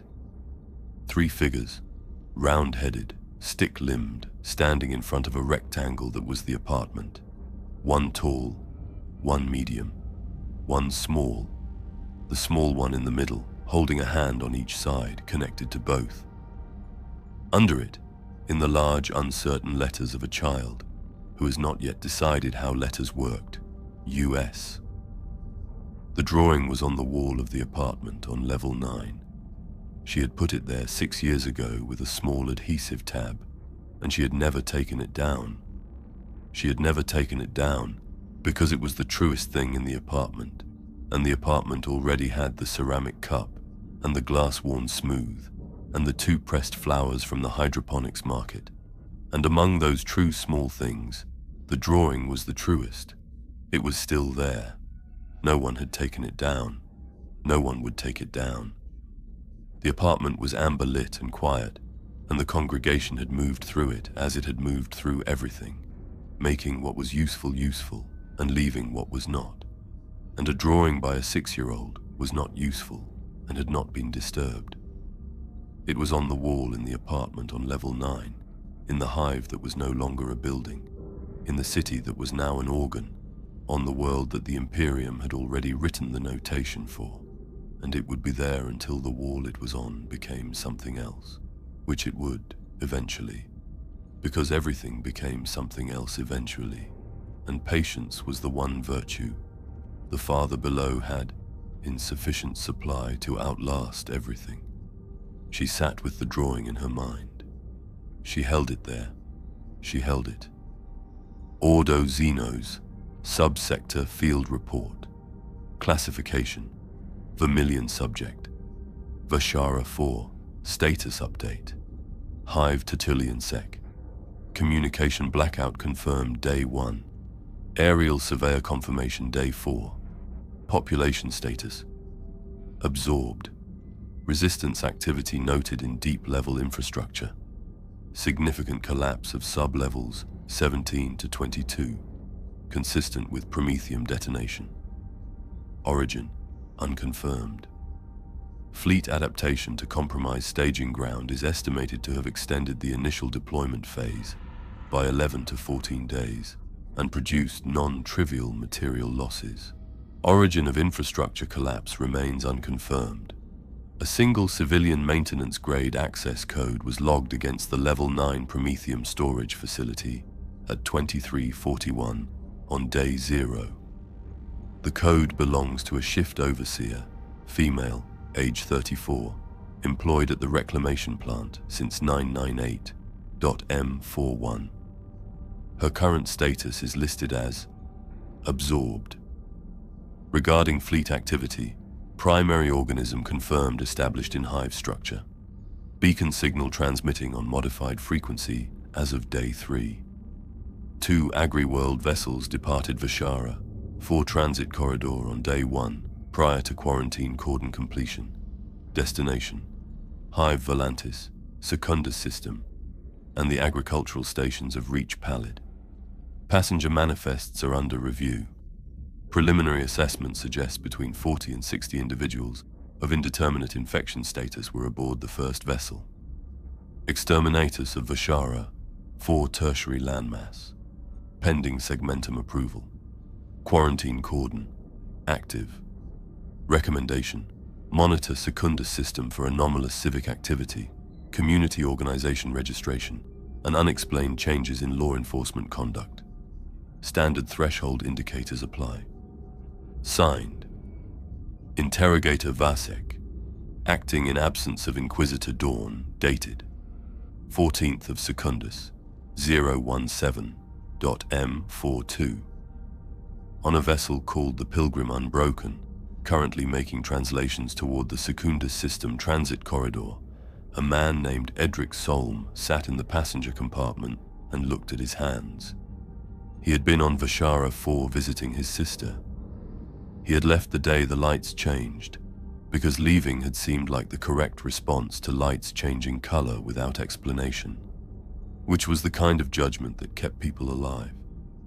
And he was the kind of man who trusted his own judgment. He felt well, better than he had felt in years, in fact, with the particular vitality of a person whose body has recently resolved something it had been working on without his knowledge. He felt clear. He felt for the first time in a long time that he was not alone. He looked at his hands for a while.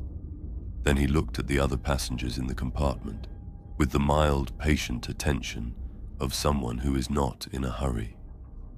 He thought about his sister's city, the way the community there had known how to take care of each other, the way people had looked at him when he walked through the amber-lit corridors of Level 8 with such warmth, such recognition, such certainty that he belonged in the space he was occupying.